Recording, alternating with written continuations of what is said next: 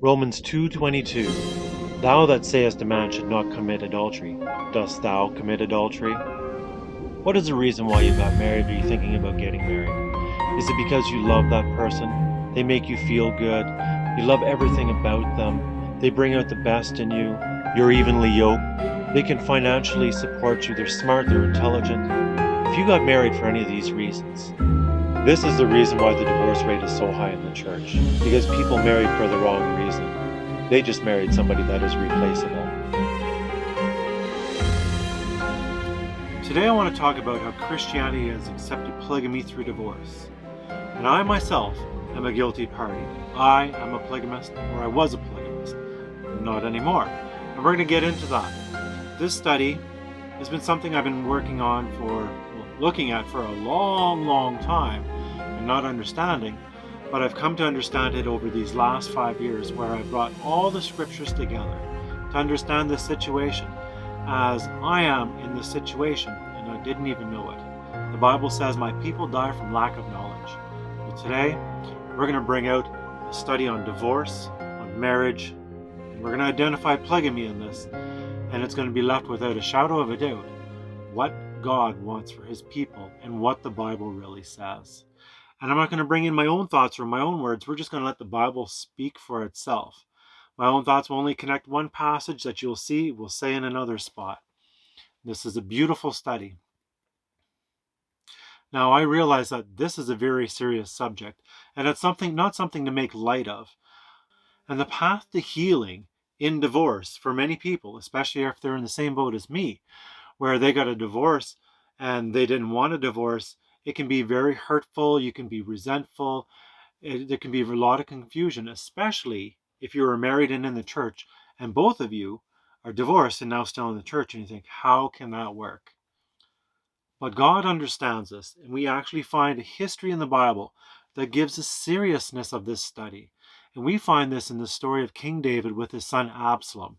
And this is when his son Absalom turned against him. And we'll read this, and we start in 2 Samuel chapter 16. And it says, And Ahithophel said unto Absalom, Go in unto thy father's concubines, which he hath left to keep the house, and all Israel shall hear that thou art at Horeb of thy father. Then shall the hands of all that are with thee be strong. So, strange verse. They say, Go in unto your father's concubines, and he has an intimate relationship with them. And I don't know how that makes the hands that go with him strong. When you live in sin, your mind doesn't work very clearly, I guess. But it made his hand strong, I guess. So he does that. He goes in. He goes to war against his father. And next thing you know, Absalom dies. And David goes back to Jerusalem. And in 2 Samuel 20, it says, And David came to his house in Jerusalem. And the king took the 10 women, his concubines, whom he had left to keep the house, and put them in ward, and fed them, but went not in unto them. So they were shut up unto the day of their death, living in widowhood. So here we see that this divorce, which some people might say it's not divorce because they were concubines, but we're going to let the Bible speak for itself and to define what a concubine is. So he put them in ward and fed them, and they lived in widowhood. And in order to be a widow, you really need to be married. That's what it's likened unto. But we need to remember, too, that when we see something like this, it lets us know that God does not take the situation lightly about divorce, and that he feels the pain of those that are in it, not by choice. So now I want to talk about a verse that's going to be answered through this study. And this is the verse in Matthew 24, verse 38. It says, For as in the days that were before the flood, they were eating and drinking and marrying and giving in marriage, until the day that Noah entered the ark. So in this video, we answer the marriage part of that. And I just did a video before this about the food. They're eating and drinking until they entered into the ark. And little did I know when I did the video that I actually answered this verse in there too. Just before I do this one, they're actually back to back. But I didn't know it at the time until I did this. And I finished the study and we understand this. This verse will become very clear at the very end. Now, before I start the study, there's one thing that I want us to remember. That we're going to go through this and it's going to show clearly that no one can put away their wives. But at the very end, we're going to see the only exception for putting away a wife, and it's not what anyone thinks. So that's interesting. While I said that, it seemed to make no sense, but it'll make sense to you. And there's a reason why nobody understood marriage and divorce all this time, and why so many people are confused on it and can't get a firm grasp on it. It's because it's not clearly laid out in the Bible. It's a big study to do, and it was not simple. So the first Bible text I want us to go to and I want us to think about, it's in Matthew 19, and we're going to start in verse 16 to 18. And it says, "And behold, one came and said unto him, Good master, what good thing shall I do that I might have eternal life? And he said unto him," obviously this is Jesus, "Why callest thou me good? There is none good but one, that is God. But if thou wilt enter into life, keep the commandments." And he saith unto him, "Which?" And Jesus said, "Thou shalt do no murder, thou shalt not commit adultery, thou shalt not steal, and thou shalt not bear false witness." So the one I want to focus on in this study is, thou shalt not commit adultery. So if you're committing adultery, can you enter into heaven? No, because he says, if you want to enter into heaven, you'll keep these commandments. You will not commit adultery. So in order to understand what adultery is, one of the first things that we need to know is, what is marriage? So let's go into the definition of what marriage is. And now there's going to be one really hard verse in this that people are going to really struggle with. And I'm hoping that as we go all the way through the study, that it'll be answered, and that you'll see that this is not an evil verse, because it's going to really come out as an evil verse, but it's not. So first we go to the creation account, which is the first place where we see a marriage. We see it with Adam and Eve. In Genesis 2, it says, "And the Lord God said, It is not good that man should be alone. I will make a helpmeet for him. Therefore a man shall leave his father and his mother, and shall cleave unto his wife, and they shall be one flesh." So, first thing we should notice is that they're going to be one flesh, not multiple fleshes, not multiple husbands, not multiple wives. It says nothing about that. It's two that come together and they become one. So while that doesn't seem to make sense in math, right? 1 + 1 is 2, but two in one purpose. They become one in spirit is probably the best way to say it. So in order to identify this even better, we can go to Genesis 5, where God makes this point even more clear in a way. In Genesis 5, it says, "Male and female created he them, and blessed them, and called their name Adam in the day that they were created." So did you catch that? He made male and female and called their name Adam. It wasn't Adam and Eve. It was just Adam. So Eve, that we know as Eve now, her name was Adam as well. And for those people that lived, say, 50 years ago or longer than that, they'll know, at least for some places, where I lived in Ontario in Canada, it was this way, that if mail would come from my mother, it would come as Mrs. Ralph Berksma, Ralph being my father's name, but they called her Mrs. Ralph Berksma. And this was a reflection on how the Bible had a marriage. They were one flesh, and the man's name, because he was the head, was the predominant name for them. And if anybody wants to know where Eve got her name, it's in Genesis 3:20. But we're not going to go into that because that requires a whole other study after you read that. And no, we're not doing that today.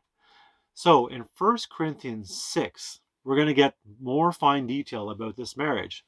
The Bible says, "What, know ye not that he which is joined into a harlot is one body?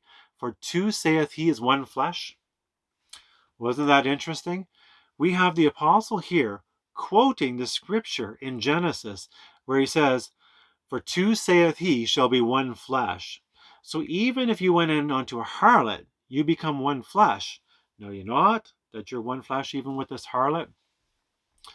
So this adds a little bit of interest to our study, but this is also helping define what a marriage is. But we need more than just this verse to show this, and you'll see it here in a minute. In Exodus 22 it says, "And if a man entice a maid that is not betrothed, and lie with her, he shall surely be endowed to be his wife. And if her father utterly refuse to give her unto him, he shall pay money according to the dowry of virgins." So this is interesting. For a man that went in onto a woman and they had premarital intimacy, they were to be married. But if the father refused, he had to give him a dowry. And the reason being was is that he was married to her, so she can't marry again and he can't marry again. We're going to see that. They're both married to each other, but because the father won't let her be his wife, he has to give him a dowry because now he doesn't have a helpmate and he can't ever have a helpmate. And we're going to see that a little bit more clearly in a minute. Now, if the person was betrothed to another, because it says if the maid that was not betrothed, if the maid was betrothed to somebody, then there was a different consequence because there was a promise made and this person breaks a promise. So there's other things, but we're not going to go into that part of it. We're just trying to identify who God thinks is married in his eyes. Now, this next verse is the hard verse. And this is found in Deuteronomy 22. It says, if a man find a damsel that is a virgin, which is not betrothed, and lay a hold on her, and lie with her, and they be found, that the man that lay with her shall give unto the damsel's father 50 shekels of silver, and she shall be his wife, because he hath humbled her, he may not put her away all his days. Okay, the reason why I say this is hard, because this is rape. So in the verses just before this, it says if a man does this and she's betrothed, he's to be put to death, but not her, as long as she cried out. If she doesn't cry out, and he enticed her and they do it, then they're both put to death. But here it says that if he takes her and no one hears her, but she's not betrothed, he has to be her husband his whole life. And people might have a hard time with this, but we have to remember everything is about coming to Jesus. Everything's about coming to God, learning of his love, and putting away sin. He was not allowed to put her away. He was to be repentant. He was to see his course of action, and she needed to be able to forgive him.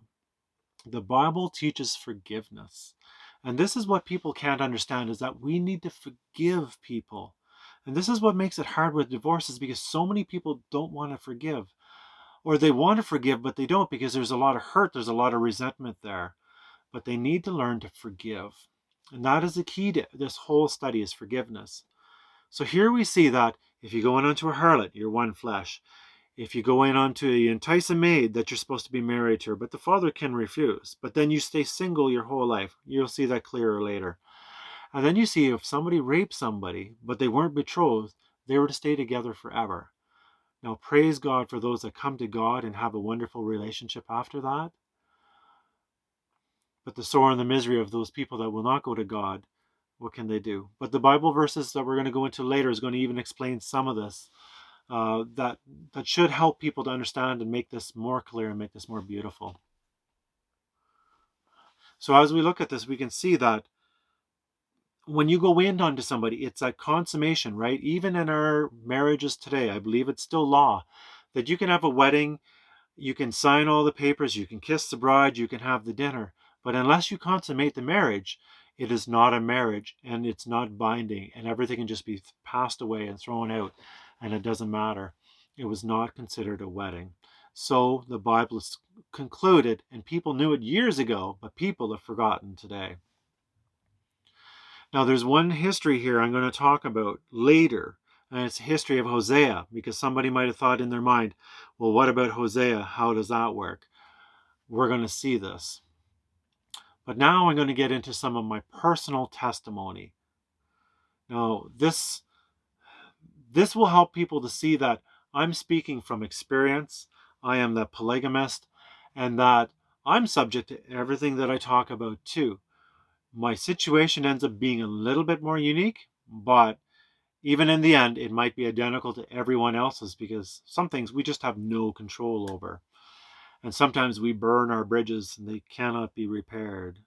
They can be, because God can do miracles. And I believe in miracles. So, but let what God wants to be, be. For myself, I lived a life, a good life. I had a good life, and I've lived almost all my life for God. It started when I was like 6 years old. At 6 years old, even before that, I'm not sure what age I was at, 4 or 5 years old, maybe even earlier than that. My parents brought me up to listen to sermons. You weren't allowed to be playing in church, and if you got a little bit too noisy, my dad would like cuff me in the back of the head and lightly, just enough to, like, hey, stop that, be listening. And I'm so thankful for that. I'm so thankful for that. So at the age of 6, one day my dad must have been out working and my mom was in the kitchen cooking and doing whatever she needed to do, maybe preparing lunch or supper, I'm not sure what it was. And all of a sudden I came in crying to her. And she would always tell me of this story. And she'd say, Matthew, Matthew, what's wrong? And I said, I just gave my heart to Jesus. At 6 years old, I was listening to sermons by Jimmy Baker, and I gave my life to God watching Jimmy Baker. And that was the start of my progression towards following and knowing and understanding God. But as time went by, and we were in the church, and things seemed to get more and more confused in the church. And today, I don't know if anybody sees it, but for somebody that reads their Bibles and they go to church, sometimes it seems very, very confusing. And everybody believes different things, and nobody's really on the same page. And there was a lot of hypocrisy. And I seen that hypocrisy. And there's no excuse for leaving a church because of hypocrisy. But I did. That's kind of where I was. But it's not just the church that was the problem. So while my parents raised me in the best way that they knew how, in the way that I should go, there were certain things that they didn't understand. So I had friends, and I had a good friend group. And my friends were a little more unique than I guess everybody else, and we were all different. We had a vast, different base of religions. I had friends that were Mormons. I had friends that were atheists. I had friends um, that went, Presbyterian and Catholic, and I was Pentecostal, and it was just a vast array of beliefs. One of my friends was also, his family was part of the Masons. So it was unique, but we would all talk philosophy a lot. And of course, we all had our religious worldview, I guess would be the word for it today. We all had our religious beliefs in our mind anyway, and that formed and shaped who and what we were. And we talk about those things. And we got together all the time and we'd play Dungeons and Dragons, which I would never do now, but that is what we did then. And we'd often talk about these things, and we were pretty good, clean cut kids for the most part. But then all of a sudden, I guess my parents were worried about me doing what my parents had done in their youth at that age. And they started doing things that made it harder for me because I was following God. I loved God. But they started forcing me to go to church, to go to these gym nights that had nothing to do about God. And, they were just kind of there. And I guess it was their way of trying to incorporate the public into bringing in, but it wasn't fulfilling for me. It was just a gym night. I would rather talk about God with my friends. And then my dad all of a sudden one time said, no, you can't go to your friend's birthday party because they were afraid I was going to start drinking. And I wouldn't have drank at that time because I would have went, and I'm like, that's wrong. You just don't do that. I was living for God.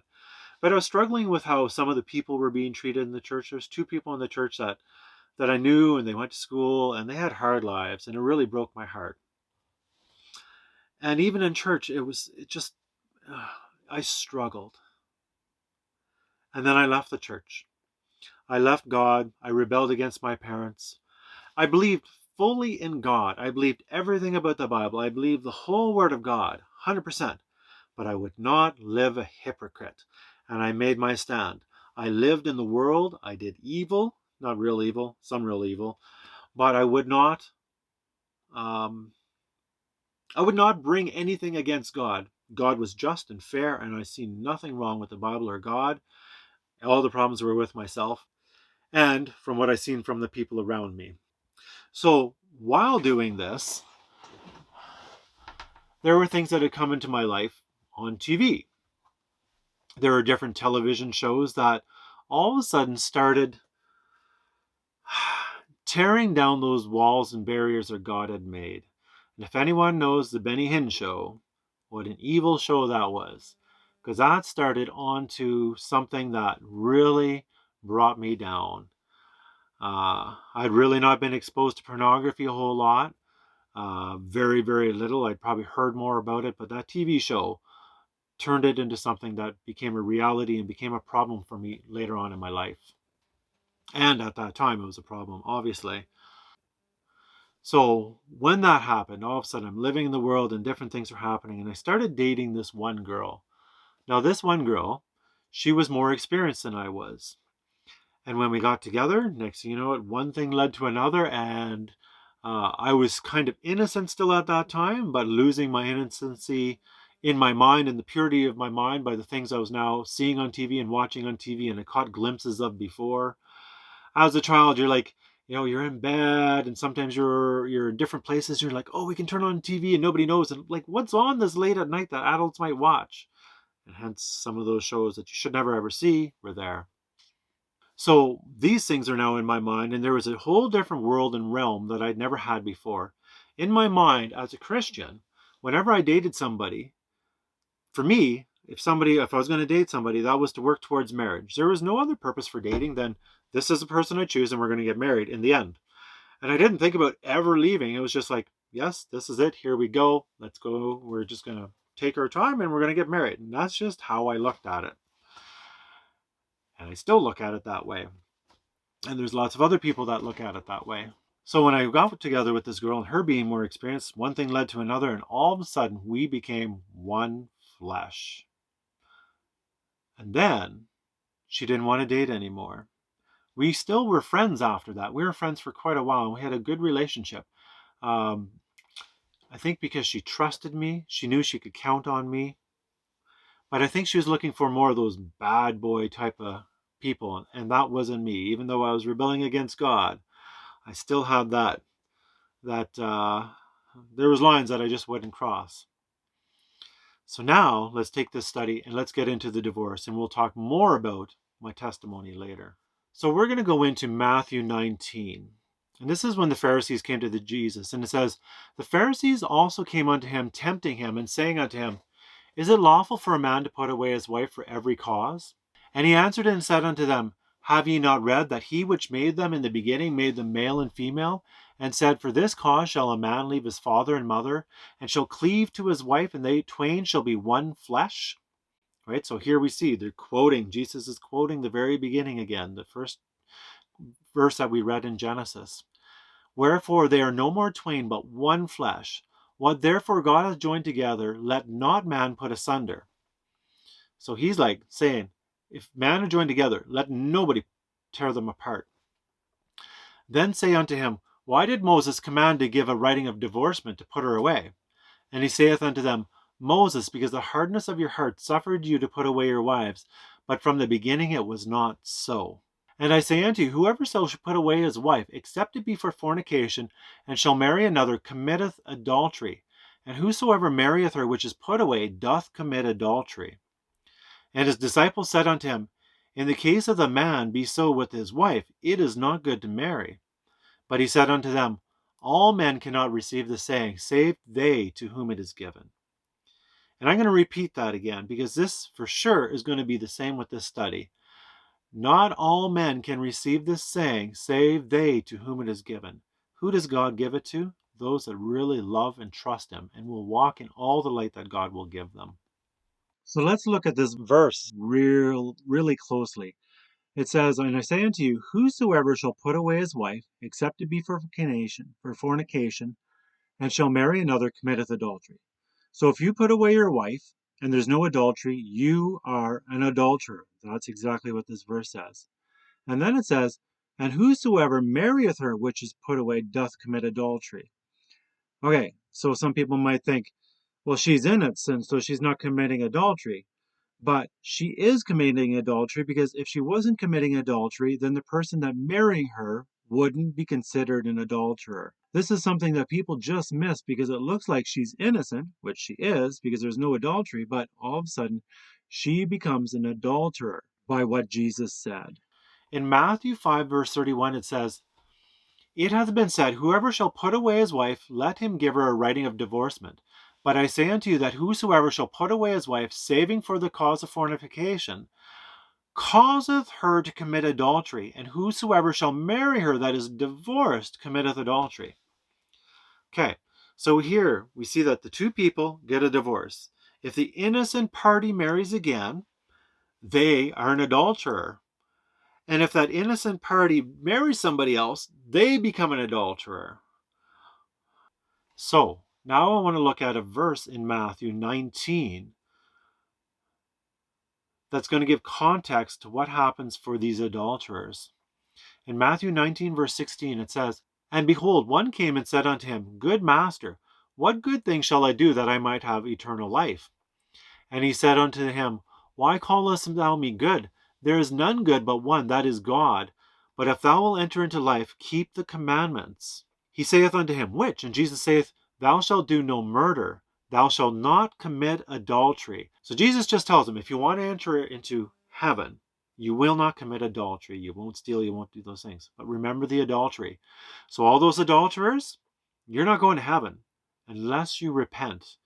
God is merciful. And I'm going to repeat this Bible verse probably many times. God will wink her at her ignorance because he knows that my people die from lack of knowledge. So there's a balance there that God can wink at our ignorance, but if we have the ability not to be ignorant, then God can't wink at it. My people die from lack of knowledge. If you have the ability to have that knowledge, but you choose not to so you can continue on in sin, God can't forgive you and you can't be there. So this study is very important for a lot of people today because we're seeing a whole lot of adultery. Now we're going to make this more clear as we keep on going on. We're just going to let the Bible speak for itself because the Bible is going to clearly identify our duty to do in these situations.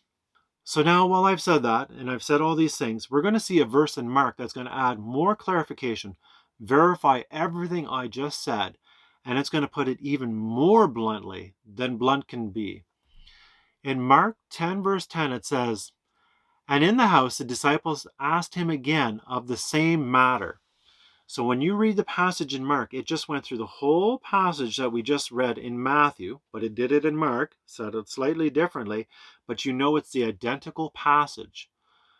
So now they're asking in the disciples in the house when it's just him and just them and Jesus, and they ask him again of the same matter. And he saith unto them, Whosoever shall put away his wife and marry another committeth adultery against her. And if a woman shall put away her husband and be married to another, she commit adultery.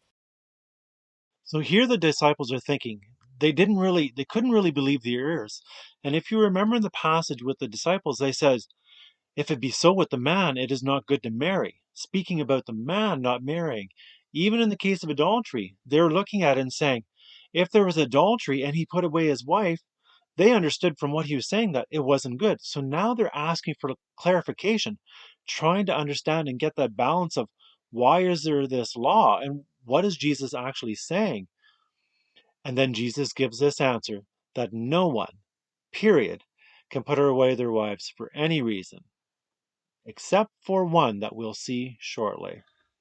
And when I first seen this, I'm like, oh God, there's no way in the world anybody will ever accept this. No way, hands down, no one will accept this. No one's going to believe, no one's going to believe it.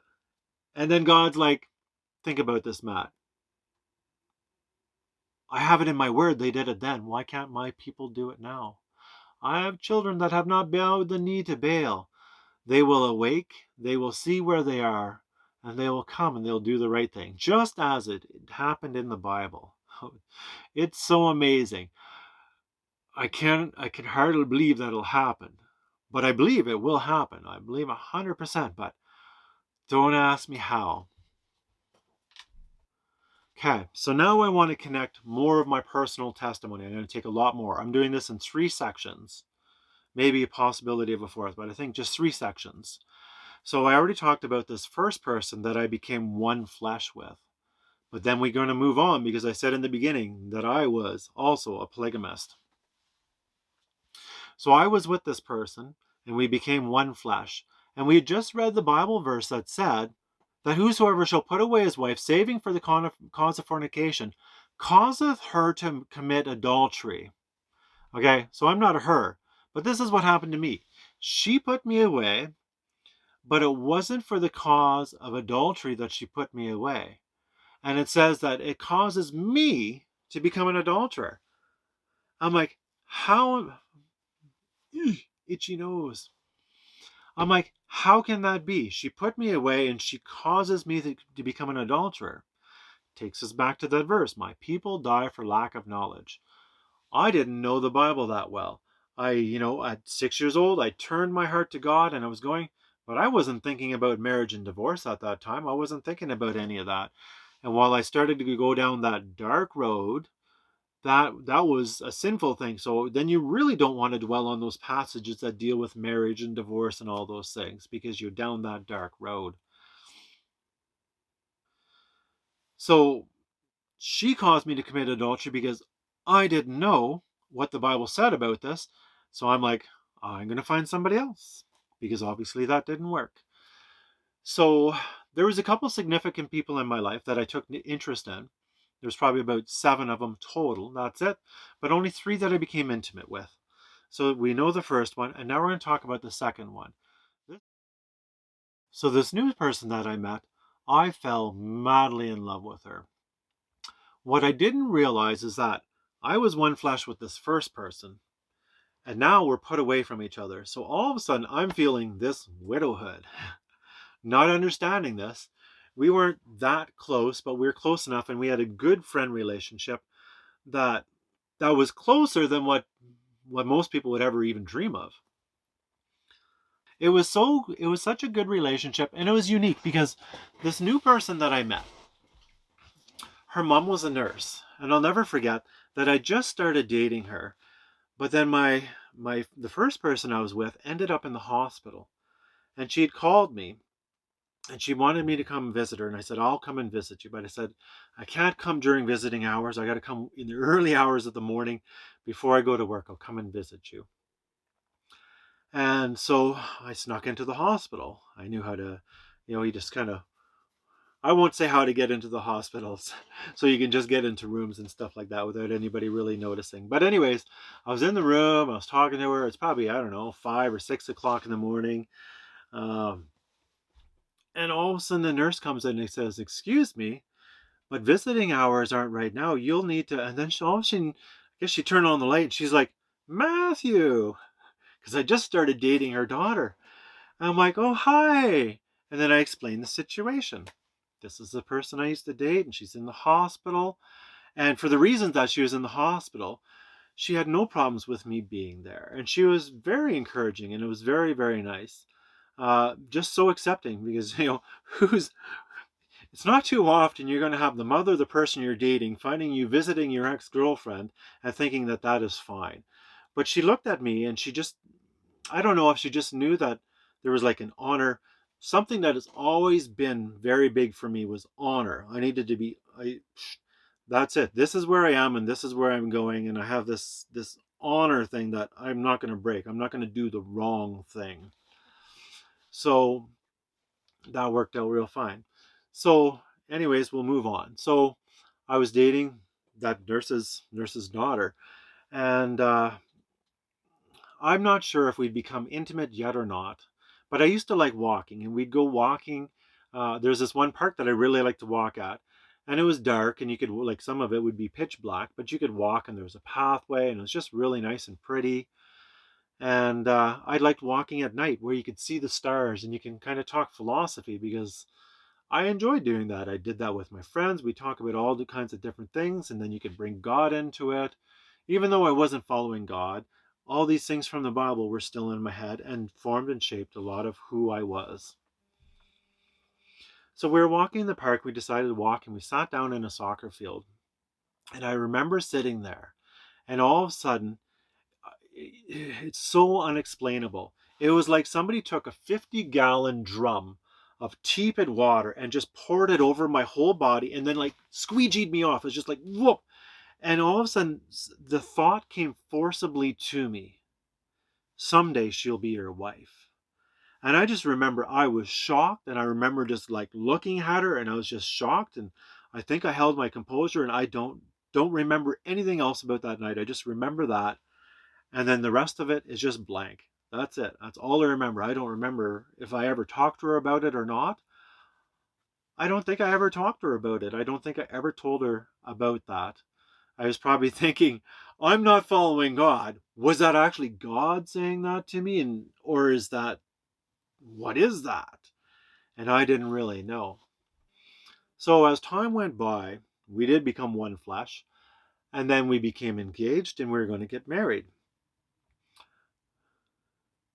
And when we did that, when I went to tell my parents that we're engaged, I also told them we're thinking about getting married in the Catholic Church.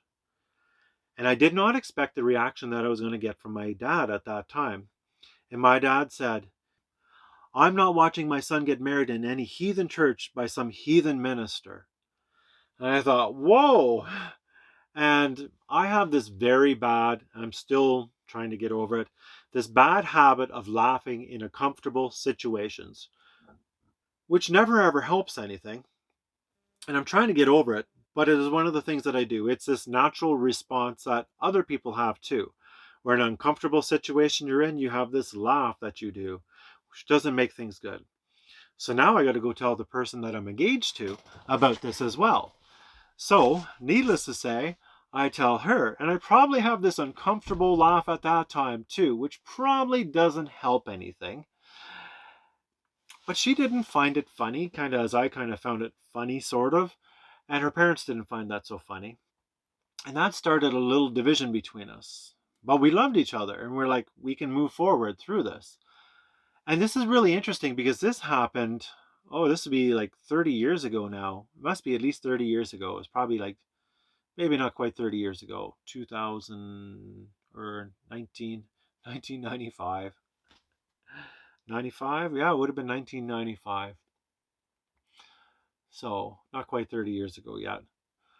So, we thought, how can we work this out? We can get married in my church. At first, we're like, I think we probably talked about like which church, and we're like, well, traditionally, you just get married in the woman's church. But if my dad wasn't going to have any part of that, we're going to make it our church. But she wanted to have the Catholic priest involved in it. So we're like, maybe we can work that out. So we're going to have it in the Pentecostal church with the Catholic priest, with a friend of our family who was a Pentecostal minister. Uh, and we're going to do it all together. And it actually worked, and everyone went for it. The Catholic priest was okay with it. Pentecostal minister was okay with it. Pentecostal church was okay with it. And my dad was okay with it. And her parents were okay with it. That's just amazing all the way across the board. This was even before I think the ecumenical movement was even starting. And we were going to break these boundaries that had never been really broken before. And it was just fascinating. So we were working out this way. And when we had to do this, we had to do marriage courses. We needed to do one with the Catholic priest. Then we also needed to do one with our friend who was a Protestant minister. And it was good. We did the one with the Catholic Church, and it was a big group, and there's a group of people. So you did it. It was a little different than the Pentecostal way, or the Protestant, than with our Pentecostal minister. But it was really good, and I learned a lot of things in there that I still think are very valuable for today. I really enjoyed it, and it was good. And we came out of that, and then we were doing the course uh, with our friend. Now, at that time, we're now living together uh, in another city, and we're starting to do this course with this minister. And when we started, the very first day we met with him, he says, "So this course is designed in such a way as it's to try to break you up." And we're like, "What? What do you mean you're trying to break us up?" And he says it's designed so that way, if you can make it through this course, you should make it through marriage. And if you can't make it through this course, you're guaranteed you wouldn't have made it through marriage. And how true it was, and how right he was. And little did I know, but we're like, in my mind, I'm like, that's good. I still have a lot of Bible in my mind. I've now been out of the church, so 15, 16, 17, 18, 19. I don't remember how old I was. It's probably 18 or 19 years old when we were doing this course, I'm thinking. And so all that Bible stuff was still in my mind because I gave my life to God, and I sat and I listened to the ministers all the time. I listened intently, wanting to know God more every time I went to church. So I'm like, okay. And in my mind, I'm like, this should be a breeze. And in my mind, for me, this is like, we just need to appease the ministers. We need to appease my parents. We need to appease her parents. And then her and I, we can just get on with our lives. How selfish I was. Uh, oh, So as we start going through this course, I was just kind of taking it, like I'll just kind of do it last second and get it done and over with. But what I really appreciate now, and what and I seen it at that time, was that I'm just going to call her the brown-eyed girl. So that will give a context of who I'm talking to when I'm talking about the different people.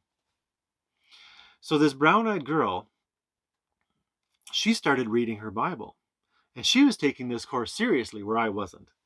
So, or not as much. And all of a sudden she started challenging me on different little things, and next thing you know, I'm starting to have to read my Bible, and we're opening up both Bibles, and then we're like, what is the difference between the Catholic Bible and the Protestant Bible? Is there any difference? And I had a Good News Bible at that time, and she had a Good News Bible at that time. So we're like, interesting. So we just kind of opened it up to a few random passages and looked at them and didn't see any difference. And a lot of the wording was identical. And we're like, wow, everything looks the same. Now, I know differently now what the differences are between the two Bibles, and I could easily show them and find them. Um, but at that time, I didn't. But as we started going further and further on, all of a sudden there seemed to be something happening in our relationship. And I don't know what was happening, but we were definitely getting apart. Whether it was due to the Bible study, whether it was due to other influences, whether it was a lot of it was probably due to me, uh, and just the different things. And whenever you turn your back on God, nothing can go well, right? We just got to remember, I'm one flesh with that person from before, and the Bible says a house divided cannot stand. And I didn't know that, but a house divided cannot stand. So here I am, one flesh with that person before, and now I'm one flesh with this person too. But the Bible says a house divided cannot stand. So sure enough, as we got closer to the Bible, we're not going to get stand, right? Because Christ came to bring a sword, right? He came to bring a sword, which was to divide, right? Because it was to divide, but it was to cut off all the evil. So that way we only looked at the good, and you could bring unity if you look to the Word of God, which is also the sword of the Lord, which is also the Word of God. Um, it can bring unity or it can bring disunity. And for us, it brought disunity. So there would be times where she'd go out with her friends and I'd be home alone, and she'd go off sometimes by herself. And I became very, very depressed. And I don't think I ever told her how depressed I actually ever became. I became depressed enough that I wanted to commit suicide. And whenever she'd go out, sometimes I'd go walking, I'd take the subway and the train and do whatever. And I'd go to like the most dangerous parts of the city that we lived in. And I'd just be broiling and just looking for somebody to challenge me.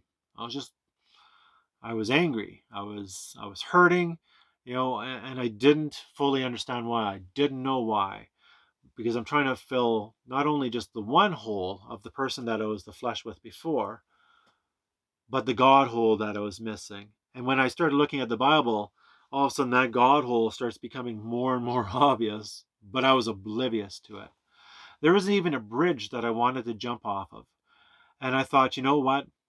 I used to do a lot of bridge jumping into water. We used to do that. There was bridges that we'd go and we'd jump and we'd, jump down like 50, 60 feet into water. And we used to do that for a lot of fun. And I love the feeling of just that free fall. It was just so amazing. And I thought, you know what? If I go jump off that bridge down into the traffic down below, I can have one last moment of enjoyment in my life. When you become so focused on centered on self, you can't see anything around you. You just become so focused on the depression that's in you. You don't even think about the people in the vehicles that were going to hit you and run over you as you fell off this bridge. But I thank God that this bridge was geared for people doing this, because obviously other people had done it before. So it wasn't a bridge that you could do this off of. Not easily anyway. So I never ended up committing suicide, or I never met anybody that would challenge me. I probably went down there and I probably looked like one of those people that avoid that guy. He's just looking for something. So nothing ever panned out. And then it finally came to the point where we got together one time, and neither of us wanted to break up. We both wanted to stay together, but we knew that things were really, really bad and things weren't working out. So we decided to separate for a time. And we always had in our minds, and we talk about it even a few years later when things weren't working out for us. We'd even say, and I remember saying it a few times, and we talk about these stories about how people 10 years down the road got back together again. And we always kind of looked at that and said, oh, maybe that'll happen with us. As we'd always go our separate ways because we still weren't meshing together. And we didn't know why. So now we're going to fast forward a little bit. There was another time where we got together. This is probably a couple years or a year or two after we'd broken up. And um, she came back and she's like, hey, why don't we get a movie and we can go back to her parents' place or my place. I don't remember where we're going to watch it. We're going to watch a movie anyway. And we went to the movie shop and I got a movie. And we went inside and then we came out with the movie and it was a hot day. And I got into my car. And in my car, I had in the console, I had a slush puppy. I guess I bought a slush puppy. I remember that. And you know, sometimes ice gets stuck in the straw. Well, anyways, I picked up the slush puppy. I went to take a drink, and the ice was stuck in the straw. So I sucked real hard. And then I sucked real hard. And all of a sudden I went, and I sucked a bunch into my lungs. And oh, she just got into the car, and all of a sudden I'm like, she's like, what's going on? And I'm like, and I couldn't say anything. I couldn't do anything. I couldn't even go, couldn't even get any air in that way to try to get in some air. It was just block solid. So I sat there and I'm like being calm and patient, thinking, this will pass. And probably about 20 or 30 seconds go by and it's not passing. And I'm starting to struggle for air now. And I'm heaving on my chest and on my throat. My throat would actually heave as I tried to get some air too.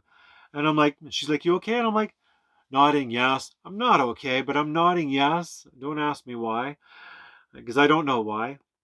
And I'm like, just 1 minute, without saying it. I'm like, 1 minute. And I go out and I start walking around and I'm trying to get air and I'm trying to do stuff to make air come in. And I remember just thinking, I'm not getting any air. And I went back and I leaned against the wall of the video shop and I'm looking at her and I'm thinking in my mind, there she is, the woman I love, and I'm going to die here alone. I was still in such a depression. I was alone. I was just depressed. I'd gotten into a drinking problem. I became a drunk.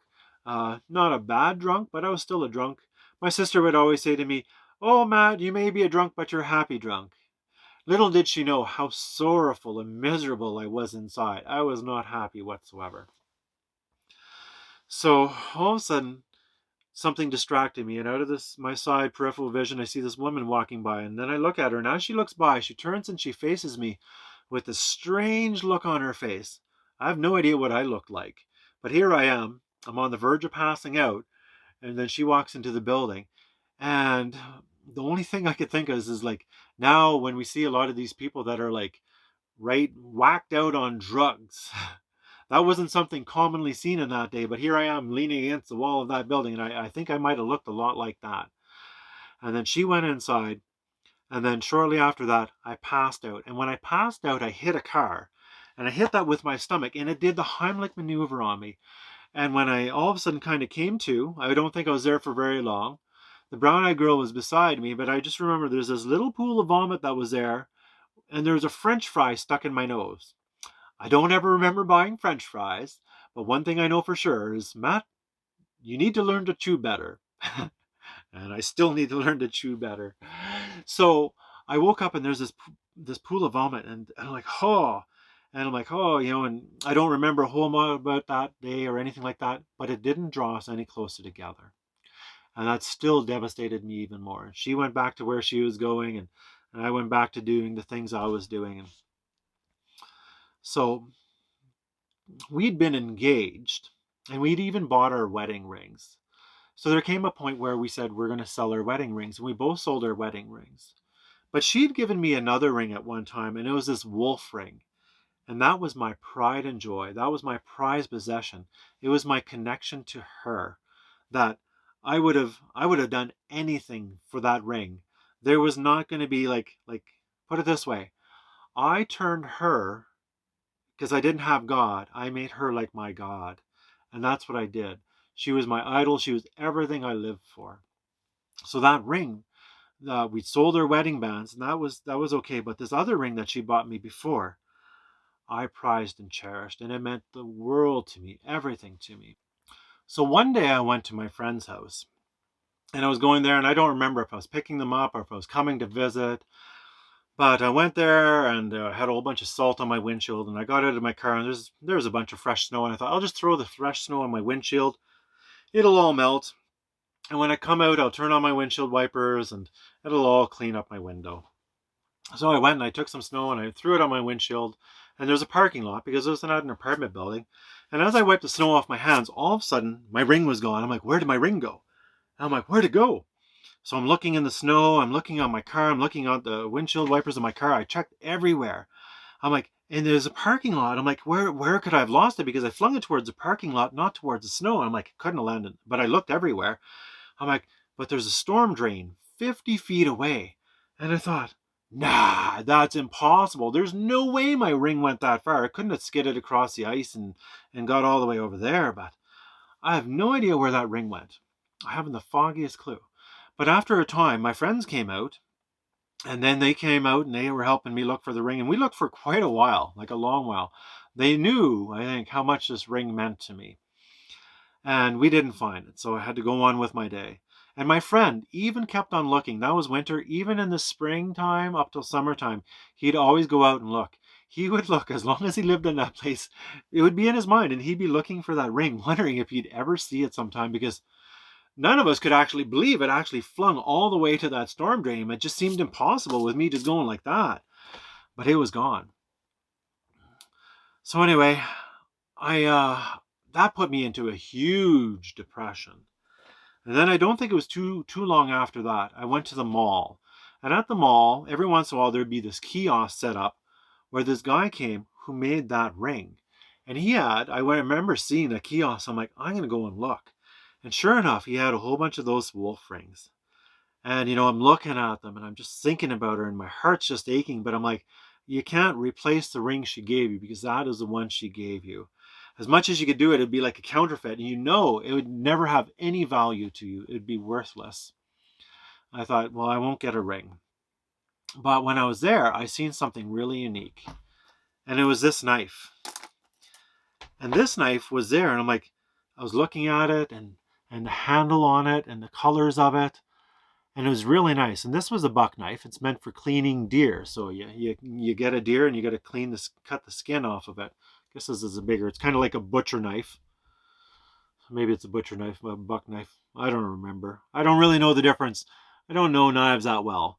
I do know it's full tanged. I do know that. And I do know that my tip didn't last so long when I was like opening up cans with it and doing different stuff with it. But I bought this knife. I seen this knife and I thought, you know what? It'll kind of always remind me about the ring that she bought for me. And this was just a beautiful knife. So I bought the knife and I went home. But in my mind, I was like, I bought that and it's going to remind me always of the ring that I missed. Now I'm not going to remind, every time I see that knife, it's going to remind me of that ring and it's going to remind me of her. And the depression just went full bore. And I was renting from my parents at that time, and there's 3 floors to the house, and I had the basement of the house, and it was kind of my dad's. It was kind of like a workshop. The furnace was down there, and his tools were down there, and the freezer was down there, and it was just an open concept. My area wasn't closed off. I could see if anybody ever came down. But it was later on at night, and I assumed my parents were in bed sleeping, and the depression hit me so hard, and I remember thinking, I want to end my life. So I pulled out the knife, and I remembered thinking, if you slit your wrists the lengthwise, they can't be sewed up, and that's how to end your life. And I made the decision to end my life. But God had made a decision that He wasn't going to allow me to end my life that day. So I took this brand new knife. If it was a day old or 3 days old, I can't remember, but it couldn't have been probably any longer than 3 days since I'd bought this knife. And I tried slitting my wrists. And it was so dull. It was like I was trying to use this end to slit my wrists. I could barely even leave red marks, and I was sawing frantically at my wrist trying to kill myself and end my life, and I couldn't do it. And I'm like, I am such a failure. I failed at life. I failed at marriage and being with this woman that I loved. I failed at having a family, and I can't even kill myself. I'm failing at that. And I thought, oh. And then I remembered, I'm like, I have a bottle of Tylenol number threes. I'd never taken one in my life. I don't even remember why I had this bottle of Tylenol number threes, but I had this bottle of Tylenol number threes. So I had no idea what they do to you. The only thing I'd ever taken was an extra strength Tylenol. That was the strongest thing I'd ever taken in my life. But I thought, I know sometimes people take a whole bunch of pills and then they never wake up. And I thought, that's what I'm going to try to do. I'm going to take this whole bottle, and maybe I just won't wake up in the morning, and then that'll be it. So I went and I grabbed my bottle, and it was empty. I don't remember. There might have been one in there, or it might have been completely empty. And in my mind, I'm thinking it's completely empty. I'm like, what? Why is this empty? Now, there could be a couple reasons for that. It could be that we had a friend of mine that was living with us at that time that my parents kind of took in, and she might have taken them as a drug. I didn't know that they'd work as a drug, but I found that out later on in life. And let me tell you, first time I ever took a Tylenol number three, I broke my collarbone, and I had such a bad sleep that one night. It was, I think, the first or the second night that I broke my collarbone, and the bones were just kept on jarring against each other because it was free floating inside. It was so painful. I thought, oh, I'm going to take one. And then I went to church, and I was stoned in church, and I'm like, I felt so bad, and I was just in tears while I was there. God, I'm so sorry. I'm so sorry. I'm so sorry. Here I am stoned in church. I'll never, ever do drugs and go to church again. I'm not going to do drugs. Forget it. Forget it. I'll live with the pain. Pain can only get so bad and then you pass out. Whatever. That's the better option. So the other option could have been that my friends came over and they knew what Tylenol number three did, and maybe some of them took it as drugs. Or the third option is that God just made them disappear. And I don't know. But one thing that I do know is that all of a sudden my mom came down at this unusual time. She should have been in bed sleeping. Maybe she heard me upset. Maybe they heard me crying, and they would have known that there was something really, really wrong going on. And she just came down to the freezer, and she opened up the freezer. She's like, hi, Matt. I'm like, hi, Mom. Trying not to wail. And she's just like, I'm just getting something for breakfast tomorrow or for supper tomorrow. I'm like, okay. And then she's like, I love you. I'm like, I love you too, Mom. She went back upstairs. And all of a sudden there was a change in me. And the thought came to me, Matt, it's not all about you. Your mom loves you. I started giving my life back to God. And when I did that, I did it in a more unique way. God called me back. He spoke my name, and that shook me. It was just my name. And I turned my life around. And that's a long story, and I'm not going into the details about that. But the one thing I did know was that I was not going to read any books from anyone. And I was going to read the Bible and the Bible only. Because I remembered all the hypocrisy that was in the church. I remember everybody was divided on everything. And I thought, there's one Bible. How can we be divided if there's only one word? It only says one thing. And I still believe that today. So I read the Bible from front to back.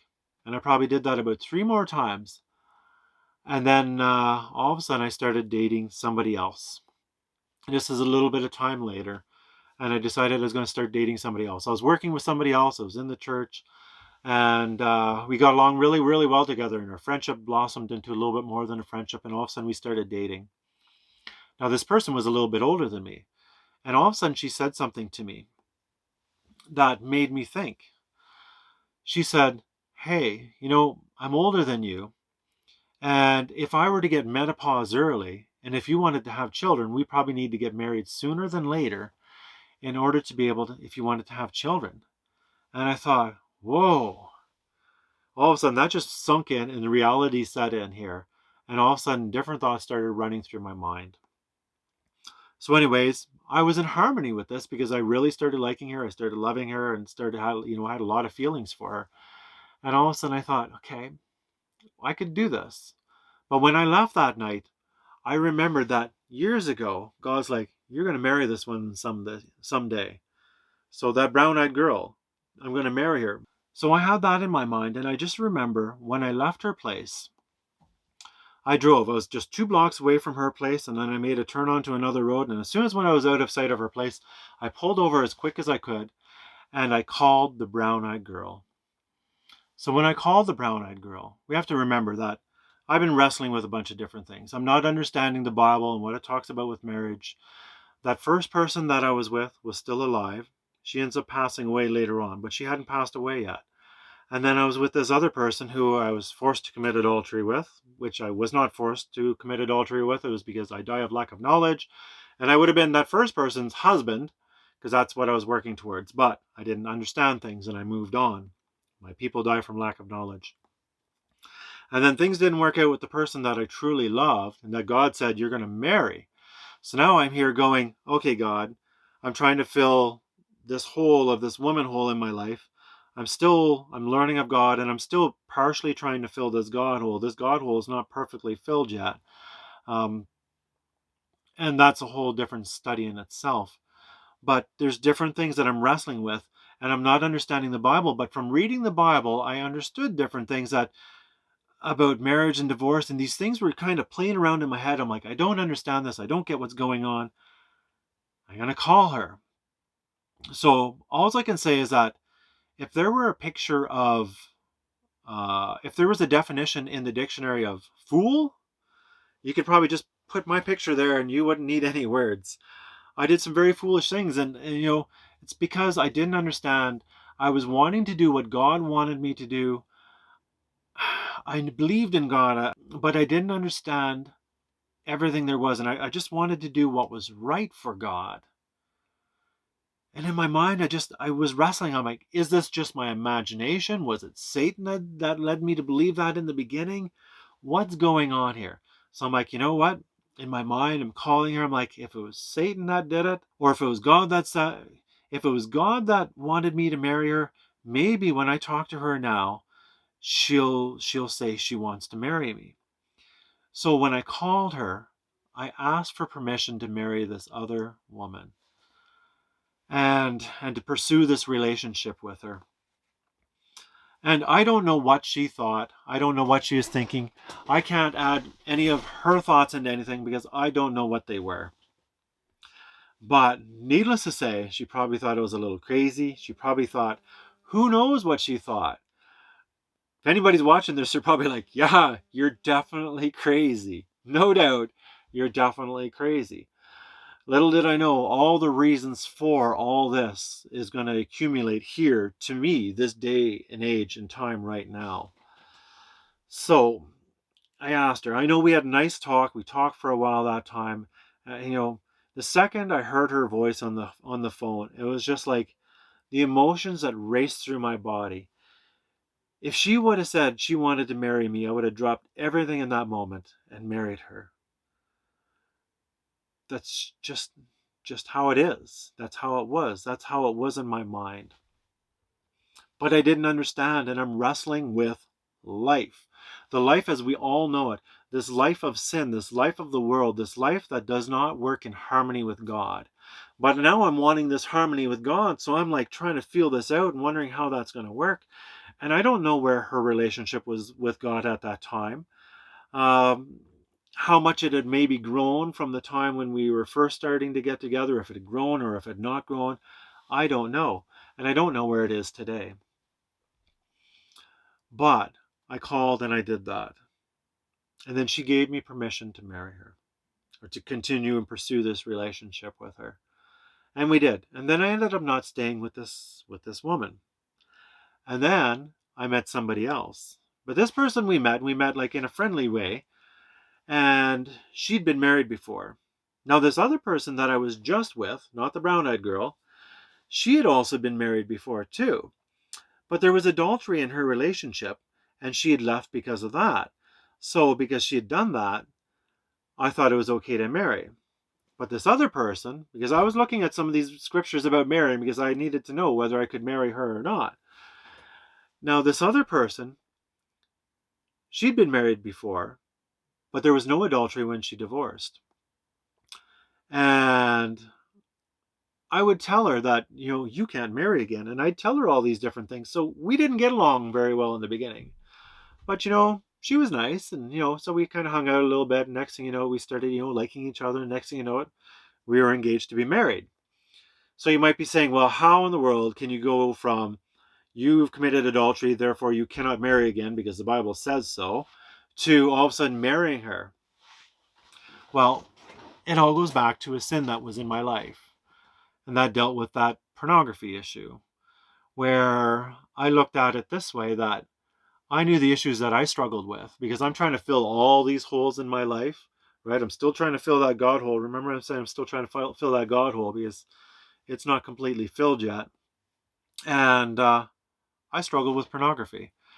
And so all of a sudden, whenever I got interested for her, I do what everybody else does, is you justify your sins any way, which way you can in order to get what you want. So in my mind, I'm like, hey, the Bible says that whosoever lusteth after a woman hath already committed adultery in his heart. I'm like, hey, pornography. Every guy will be looking at a woman. And I justified it by saying, every man has committed adultery in his heart. Therefore, she is free to divorce, because I'm sure he did it, even though I had no idea. He might not have ever done it, but I made an assumption and I speculated and I ran with it to get what I wanted, was this idea of what was going to fill this hole in my life that I was missing. And well, for me, that didn't fly for the minister at the church. And I was attending the Pentecostal church at that time. And there was a very dear minister there at that time that I loved. And he had to come to me one day and he had to say, so Matthew, we need to take you out of the positions that you have in this church. And I didn't have any real big positions, but there's still positions in the church. And I said, that's fine. I understand. You're living up to your conviction. You need to do what you need to do. And I don't hold it against you. And I didn't hold it against anybody. And I didn't have any resentment whatsoever for anybody in those positions that believed that. I was okay with it. And it actually generated respect for him from me because of it. And he knew that. And he said to me, he says, you know what, Matthew? He says, I know someday you're going to repent of this. And then that God will use you and you'll have these positions in the church again. And God will be able to use you and work through you. So that was pretty fascinating, but he still had to take me away from those positions and we couldn't get married in that church. And we got married in a different church. So I'm going to pause it there for a minute before I get into the divorce part of that. And that will be the last part of my testimony. But I want to talk about now the passage where Jesus says, in the beginning, it was not so, about the marriage and divorce. So we're going to show, so we've already looked at the New Testament, what it says about marriage and divorce, right? Well, we looked at, we seen what a marriage was. Then we seen who could divorce, which was no one. Now we're going to look at the Old Testament and see that it's going to show the same thing. So we have to remember that in Leviticus 20 verse 10 it says, and the man that committeth adultery with another man's wife, even he that committeth adultery with his neighbor's wife, the adulterer and the adulteress shall surely be put to death. Okay, here we go. So that's enforcing what we just talked about in the New Testament. So we got to remember that the Bible says, whoever speaks according to the law, if they speak not according to the law and the testimony, there's no light in it, right? Not necessarily that there's no light in the person, but no light in what they're saying, because it could be wild speculation. But we want to keep this according to the law and the testimony now. So in Deuteronomy 22, it says, and if the damsel's father say unto the elders, I gave my daughter unto this man to be a wife, and he hateth her. So this is talking about somebody who just wants to divorce this woman, not for any good cause. All right, so he says, I gave my daughter unto this man to wife, and he hateth her, and give occasion to speech against her, and bring up an evil name upon her, and say, I took this woman, and when I came unto her, I found her not a maid. Then shall the father and the damsel and the mother take and bring forth the tokens of the damsel's virginity unto the elders of the city in the gate. Okay, so this showed her innocence. Now, this is something that's really beautiful because it actually shows something interesting. So, this rag is what they'd use, and they'd use this rag, but with this rag, when they were a virgin, there would be some blood. Now, Jesus was also a virgin, and he died for us, and his blood is to cover our sins. So, and it showed innocence. So, whenever this rag was shown, these people took it, and it showed to the people at the gate that she was innocent. So, something else we should notice here is that this was something that had to have been done before marriage, not after marriage, right? So, um, the token showed that she was innocent up to a certain time, and it's not showing, if she was with other men after that time, then there wouldn't be this rag. It wouldn't show this, but this rag would be showing that her blood was on it, which represents Jesus' blood, which says she is innocent. So there's a lot of spiritual um, significance to that. That's beautiful if you're to look into it. But we're not going into that. I'm just going to touch on that little part of it. Jesus' blood covers us and shows that we're innocent, just like this rag showed that this woman was innocent, and there was no uncleanness found in her. And that this man was lying. Therefore, there will be consequences for him, but not for her. So now we're going to go to another passage, and this is Deuteronomy 24. But before I start into this, I want us to realize something, that when God made the law, he made the law, it was so complete. He even made the law, and he made laws knowing that people weren't going to keep the laws. So there was laws that overshadowed other laws to show God's love and mercy. So we're going to see this here. So now we're going to go into this passage in Deuteronomy 24. It says, when a man hath taken a wife and married her, and it come to pass that she find no favor in his eyes, because he has found some uncleanness in her, then let him write her a bill of divorcement and give it in her hand and send her out of his house. Okay, now there's a reason for this. We're going to see a little bit more of this too. And when she is departed out of his house, she may go and be another man's wife. So this is interesting. So if he puts her away, it's because of uncleanness, which means that there's adultery, which means they need to be put to death. But here it says they're allowed to be another man's wife. So that means that they need to immediately self-exile. And obviously, whoever she's committing this adultery with is the one that she's probably supposed to go with, unless she's just going to be completely wild and just do whatever, but she needs to go and get away. Now, if she doesn't go and become another man's wife, that is a good thing. The Bible also talks about that. And then she can go back to the husband. But we're going to see here that this woman can't go back to the husband. And there's a reason for it. It says in Deuteronomy 24:3, and if the latter husband hate her and write her a bill of divorcement and give it into her hand and sendeth her out of his house, or if the latter husband die which took her to be his wife, her former husband which sent her away may not take her again to be his wife. After that she is defiled. For that is an abomination before the Lord, and thou shalt not cause the land to sin which the Lord thy God giveth thee for an inheritance. So essentially, this is showing the plan of salvation. And while that might be hard to see, it shows also the unpardonable sin. So the unpardonable sin can be two different things. The unpardonable sin is one, if you refuse to acknowledge the Holy Spirit your whole life working in your life and you shut it out, that is unpardonable. You're not going to make it into heaven. If God's been wooing you and working you and trying to get you to come into his kingdom, but you reject it, it's just your choice. That's what you do. But there's another part that's talked about in this. In Ephesians 5:28 it says, so ought men love their wives as their own bodies, for he that loveth his wife loveth himself. So already we see that the first person that actually divorced them, that you're one flesh, but if you put away your wife, we got to remember that she is your flesh. Now listen to what this says as we go on. For no man yet ever hated his own flesh, but nourished it and cherished it, even as the Lord the church. For we are members of his body, and of his flesh, and of his bones. For this cause shall man leave his father and his mother, and shall be joined unto his wife, and the two shall be one flesh. This is a great mystery, but I speak concerning Christ and the church. So, here the apostle says, but I speak according to Christ and the church. He's saying this whole marriage relationship is dealing with the church, is talking about Christ, is talking about the plan of salvation. So when we see this, it says men are to love their wives as their own bodies. So if you put away your wife, who's supposed to be your one flesh, right? The one flesh, you're not supposed to hate your own flesh. The only way that you can hate your own flesh is if you're not following God. you're walking in sin yourself. That one flesh in the beginning represents Christ when we come to Christ. And we're going to read this as what I'm talking about. So when I talk about there's two ways for the pardonable sin.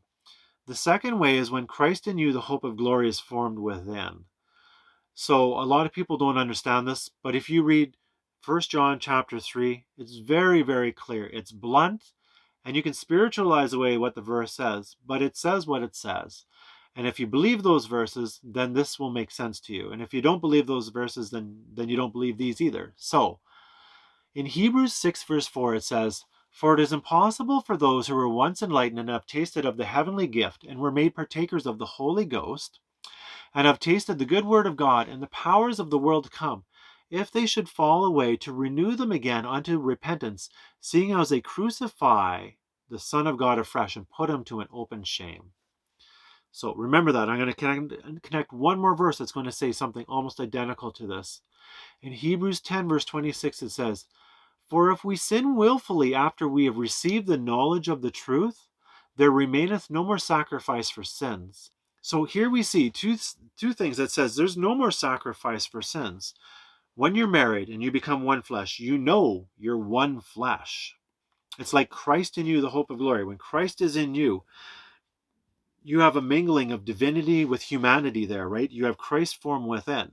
You cannot sin anymore. That's what it says in 1 John 3. "Whoever abideth in him sinneth not. Whoever sinneth have not seen him, neither known him." And it's talking about Jesus formed within. Okay, it is a very, very plain verse. If you're still sinning, Jesus isn't formed within. And if you sin, there's no sacrifice for sin, as we see in these two verses. So when you're one flesh, to put away that flesh, you need to hate that flesh in order to do it. And that's to hate your own flesh.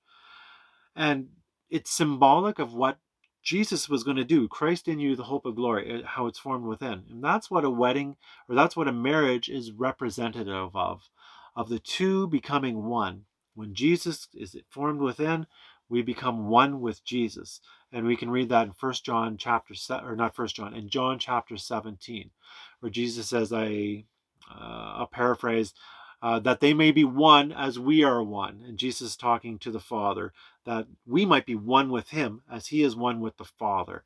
And this is what this is all representing. So when Jesus said, "In the beginning it was not so," even when Moses gave that law, it was to accommodate people that were not following God in hopes of repentance. They're not following God. They're going to do this evil thing anyway. If not, if they're not going to put away their wives, they're going to kill their wives, or they're going to kill their husbands, or whatever. It was to stop sin. So there was this kind of allowance that was not allowed, but it made it so that there could be repentance and mercy in their lives. Okay, now I'm going to take us to one of my favorite histories in the Bible. It's going to be funny. When somebody asked one day, they're like, "What's your favorite history in the Bible?" And I said, "The story of the adulterous woman." And they said, "That's not one you hear very often, but it's one of my favorites." So in John 8, it says, "And the scribes and Pharisees brought unto him a woman taken in adultery. And when they had set her in the midst, they said unto him, Master, this woman was taken in adultery in the very act. Now Moses in the law commanded us that such should be stoned. But what sayest thou?" This they said, tempting him, that they might have to accuse him. But Jesus stooped down with his finger and wrote on the ground, as though he heard them not. Okay, first thing we need to realize is that the Pharisees brought this woman, but they weren't supposed to bring just the woman. They were supposed to bring the man. But could they actually do that, right? It was both of them were to be stoned to death, not just one of them. So this was the first sin that these Pharisees did to try to trap him. The second sin is if it was adultery, the woman, this adulterous woman, right? She was married. It was her husband that needed to be the one to bring her before the judge, because it was his flesh that needed to die. It was on his account. He was the only one that could be her accuser. So a lot of people will say, well, this woman was Mary Magdalene, but it wasn't Mary Magdalene. This woman also stood at the foot of the cross with Mary, the mother of Jesus, and Mary Magdalene, and she was the third Mary. There was three Marys at the foot of the cross, and it's fascinating. So Jesus would have been there, and he's writing in the sand, the husband needs to be the accuser. And then he'd write in the sand, both parties need to be put to death, not just one. Why did the Pharisees only bring one and not two, right? They set this up, and Jesus knew. And then he would have been writing whatever other sins were in their lives, and they all turned around and they walked away. Because Jesus says, he who has no sin, let him cast the first stone. So they all of a sudden seen that they were accusers when they couldn't be accusers, and whatever other sins Jesus wrote there. And this will take us to another New Testament verse that says in 1 Corinthians 7 verse 10, and unto the married I command you, yet not I, but the Lord, let not the wife depart from the husband. Okay, did we read that? Did we understand that? God commands that the wife depart not from the husband. And it says, but and if she depart, let her remain unmarried, or be reconciled to her husband, and let not the husband put away his wife. So it says the husband cannot put away his wife. She's to be remain unmarried, or he would be to remain unmarried. It goes both ways. There's a verse that has both, and it shows that it can switch. I didn't put it in the study. You can find it yourself if you're gonna check to see if everything I'm saying is true or not. You will find it. So it's saying nobody's to put away. This is a command. Nobody's to be putting away. The husband's not to put away his wife. The woman's not supposed to leave. But if she does, she's to remain unmarried. And then it says, for what knowest thou, O wife, whether thou shalt save thy husband? Or knowest thou, O man, whether thou shalt save thy wife? So here it's showing Jesus, this is Paul speaking here. He's like, hey, it's a command. You can't leave. But it says you can separate for a time. So, if she depart, she's not to marry again. So the only thing that was allowed was separation. So a lot of people will say, well, what about abuse? What about, they'll have a whole host of things that they believe, your life was in jeopardy and all these things. You weren't to divorce, you were to separate. That's what the Bible says. It was only for adultery that you can. And we're going to actually see shortly a case where you can divorce.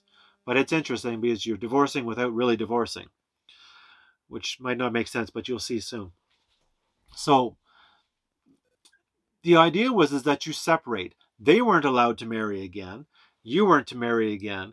And it was because you're both supposed to go to God. There was supposed to be a hard work. There was supposed to be a change. And while this might not happen very often, that's no excuse for doing the things that God says not to. Because it says, for what knowest thou, O wife, whether thou shalt save thy husband, or knowest thou, O man, whether thou shalt save thy wife? The idea is the whole system was to bring everybody to God. Here I am in this situation. I'm forced to live with this. Either I can live miserably or I can live happily. I can either go to God and live happily, or just be miserable and make things miserable, and then your spouse will separate from you, and you just could live separated for your whole entire life. We see that with King David at the end of his life. He needed somebody else to come keep him warm at night, even though Bathsheba was still alive. We see Bathsheba still alive in the history, and then we find that David gets a woman to keep him warm that he knows not. He never does marry her. He doesn't commit adultery. At the end of his life, he finally understands. And that's the way it is for a lot of us. But today it's my prayer that this study is opening it up, making it very, very clear that for many people, they don't have to go through the misery that other people have went through, the misery that I went through. As we can see through what I'm talking about, I wanted to kill myself on multiple occasions, tried killing myself and failed. I don't want to see anybody go through any of that. Nobody needs to go through that if we fully understand the Word of God. And God will give us the strength and the power. He promises even the power to go through all these things. We don't have to worry about sinning. The Bible says, there hath no temptation taken you, but such as is common to man. And God is faithful and willing, and will make a way of escape for every temptation there is. So just remember that as we keep on going further. But now we're going to go and we're going to see something that is really interesting. Who actually can be put away? After I just went through and it showed both from the Old Testament and the New Testament that nobody can be put away. If you're following God, you cannot put away your spouse. If you're following God, you cannot put away your spouse in the New and the Old Testament, because you're not supposed to hate them. Like it's showing very, very clearly what's going on. It's outlining the plan of salvation. But in this plan of salvation, there's something else where there is a way you can put away a wife. So, and this was the thing that I mentioned in the beginning, that I'm like, oh God, no one's going to accept this. And then God's like, hey, the thoughts came to me. I can't really say God told me, but the thoughts came to me that it's in my word, it happened before. And we're coming to a time, I believe, of primitive godliness where people are starving for the word of God and they're starving for the truth. And that this is the only way, that these verses would ever be accepted. So in Ezra 10 it says, And Sheshaniah the son of Jehiel, one of the sons of Elam, answered and said unto Ezra, We have trespassed against our God, and have taken strange wives of the people of the land. Yet now there is hope in Israel concerning this thing. Now therefore let us make a covenant with our God to put away all the wives, and such as are born of them, according to the counsel of my Lord, and of all those that tremble at the commandment of our God, and let it be done according to the law. Okay. This is where we're going to show that there's no difference between the Old and the New Testament. It needed to be done according to the law. So we're going to take all those laws of Jesus that he talked about, and he showed that clearly you're not going to be putting away your wife. We're going to take the ones at the end that say clearly you're not going to be putting away your wife, and we're going to understand fully what that means. And now we're going to identify polygamy. So when we look at the law, we realize that who was a wife? There was the very first partner. And any partner after that was an adulterous relationship. So all these strange wives were the multiple wives that they took onto them. So today, while we divorce according to the laws of the land, and we divorce according to our own mindset, we have accepted polygamy. And there's many, many people that are truly married to somebody before, but are married to somebody else, but God does not recognize that marriage.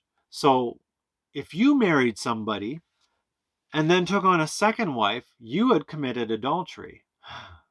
So this is what makes this study beautiful, is we see that it needs to be done according to the law. So what we've seen from the law so far is that when you marry somebody, you become one flesh with them. So you have one spouse. And then if you marry somebody else, then you now become an adulterer. Even if you put away your first wife, we see that that shouldn't have happened. So when you have all these strange wives that came in, they were multiple polygamous relationships. So essentially, you had one husband to one wife, and it wasn't to be multiple wives. So in order to put away wives, it was all these adulterous relationships. So they would have to put away that person. But how did they do that? It's not like a putting away of, not in the way you would think. Because here you have a husband and wife, they're together. The wife needed, if the husband was going to put away this wife, that meant that him and this person were an adulterer, but the only one that could accuse him was his wife. So when he put away this wife, he sent her away, and they needed to exile and go somewhere else. And we see that that's kind of consistent, because otherwise, there's that idea that they're supposed to be put to death. They're not.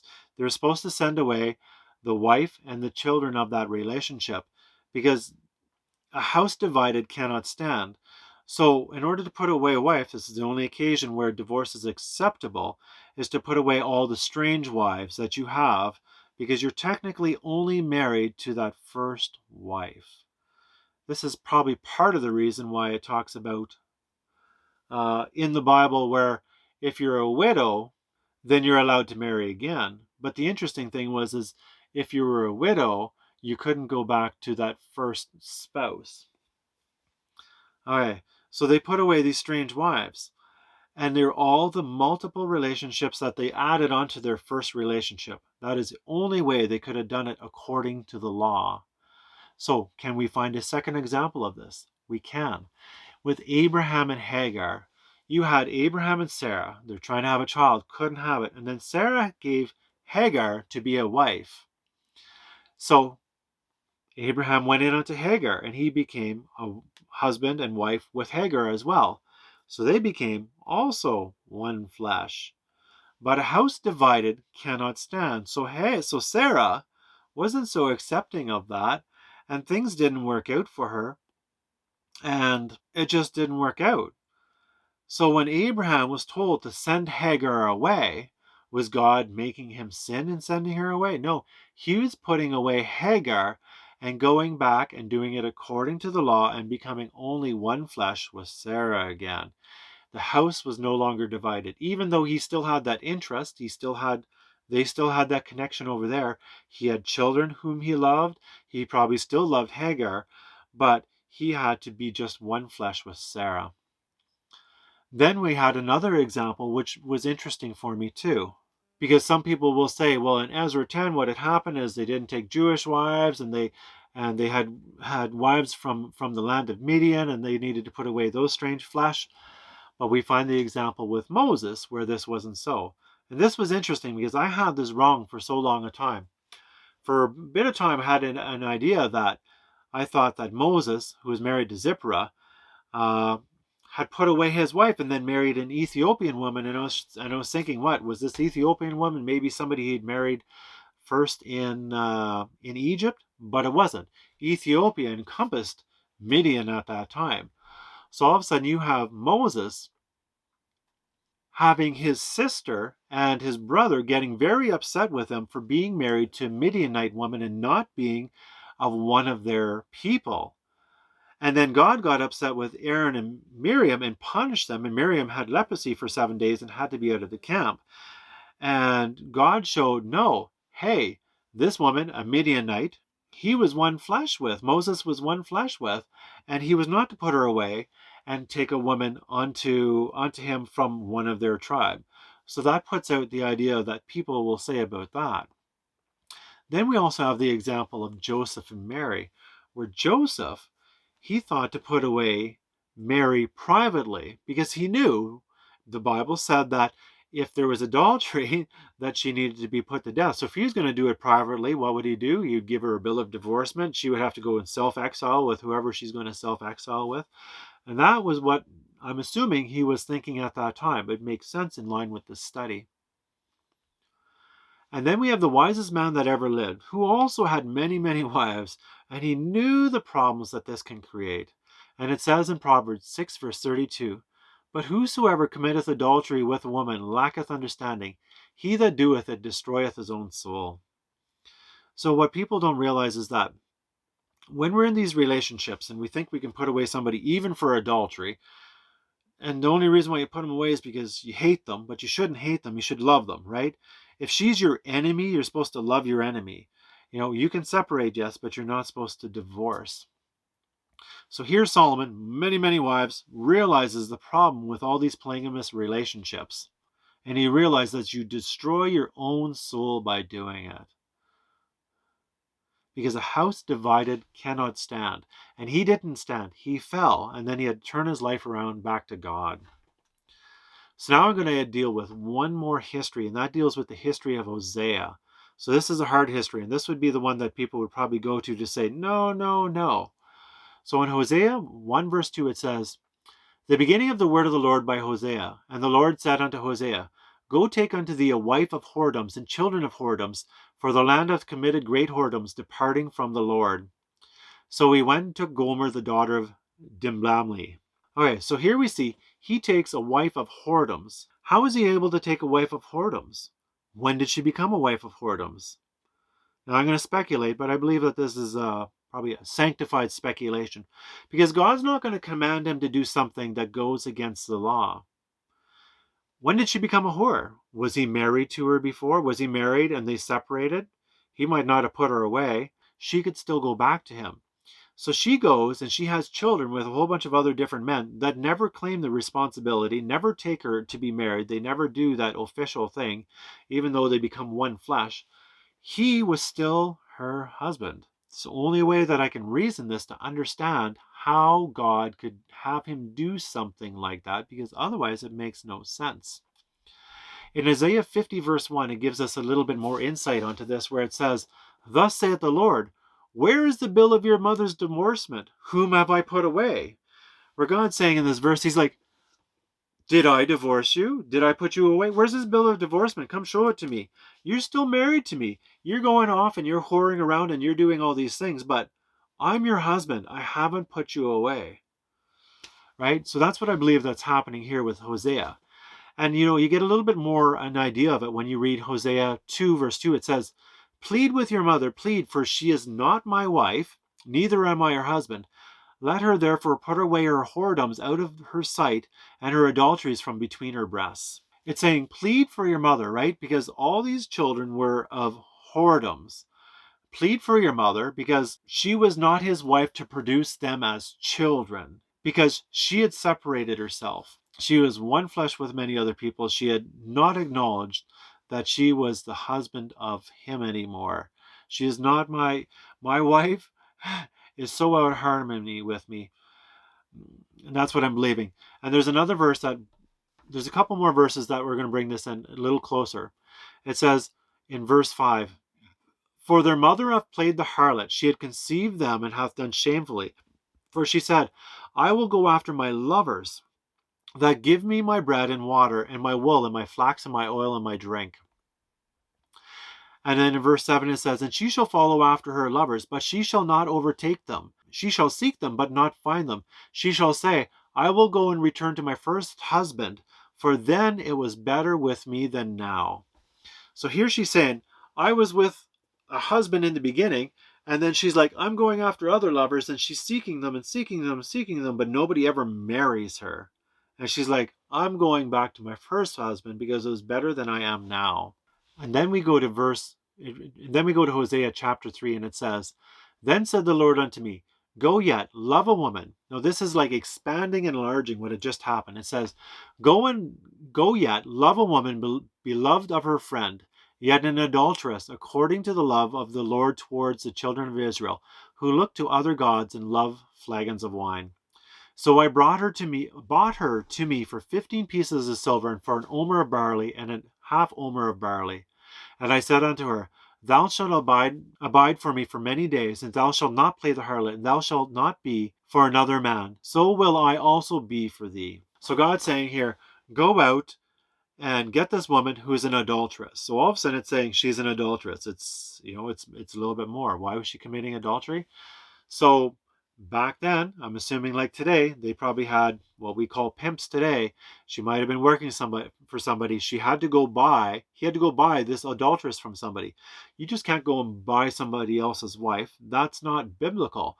So we have to look at it in context and see what's actually going on here, because God's not going to break his law, but he's going to make it so that way within his law, he can show the adultery that Israel and Judah were doing. So now this is going to take us to another unique Bible verse that no one would ever think would ever be in this study. But it's actually kind of relevant. In Matthew 19, verse 12, it says, for there are some eunuchs which were so born from their mother's womb, and there are some eunuchs which were made eunuchs of men. So all of a sudden, if you think about that, who's made a eunuch of men? What does a eunuch mean? That you no longer, doesn't mean you go and castrate yourself. That didn't have to be. It just meant that you were to reserve yourself and not go in onto somebody else. So if you're made a eunuch of men, if I divorced you, the Bible says you can't marry again. You become a eunuch. And there be some eunuchs which have made themselves eunuchs for the kingdom of heaven's sake. And those are the people that choose to live a celibate life, or recognize somewhere in this marriage divorce that they shouldn't marry again, and they choose to do this for the kingdom of heaven's sake. It's kind of interesting how this all works. It can actually fit a couple different scenarios. But the Bible says in Matthew 24:38, and I read this in the beginning, for as in the days that were before the flood, they were eating and drinking and marrying and giving in marriage, until the day that Noah entered the ark. So here we see, when we look at it, the marrying and giving in marriage. We no longer have to wonder about that and question about that and think that there's some sort of time. What does it mean? Marrying and giving in marriage. So people divorce and then they go and marry again. And then there's people that divorce and say, you can go and be another person's spouse. That's marrying and giving in marriage. That verse is understood here. This makes it clear. There was no reason ever for divorce because it only meant there's polygamy going on. In Nehemiah 13 verse 27 it says, shall we then hearken unto you to do all this great evil, to transgress our God in marrying strange wives? No, we're not to do that. In 1 Thessalonians 4, verse 4, it says that every one of you should know how to possess his vessel in sanctification and honor. If anybody gets caught in that trap where they're put away, not according to the law, for no reason, you're not forced. You don't have to be forced into committing adultery. You don't have to go and marry somebody else. You can possess your vessel with honor, and you can be a eunuch for the kingdom of heaven's sake. If you're innocent, you can be given the power and the strength to overcome and do all those things. Some people might wonder why the outpouring of the latter rain hasn't come. The outpouring of the Holy Ghost hasn't come. And this study is critical for understanding why this hasn't happened. In Acts 1 verse 8 it says, "But ye shall receive power. After that the Holy Ghost has come upon you, and ye shall be witnesses unto me." When we realize that when we're in these relationships and we're put away, then we can't marry again, God will give us power. And when we realize that when we're in these positions and we're not trying to justify remarrying in any way because we're trying to fill that God hole that's missing in our life, or that hole that one of your spouses has left in your life, we need God to fill that hole. And God says, "You shall receive power." And then after that, the Holy Ghost will come. This is something that's crucial for us to understand. Now I'm going to go back to my study, or my testimony, and we're going to sum up.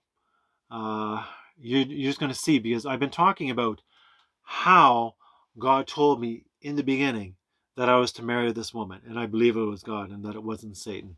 And we're going to figure this out because I'm not with her, and I don't know if I ever will be.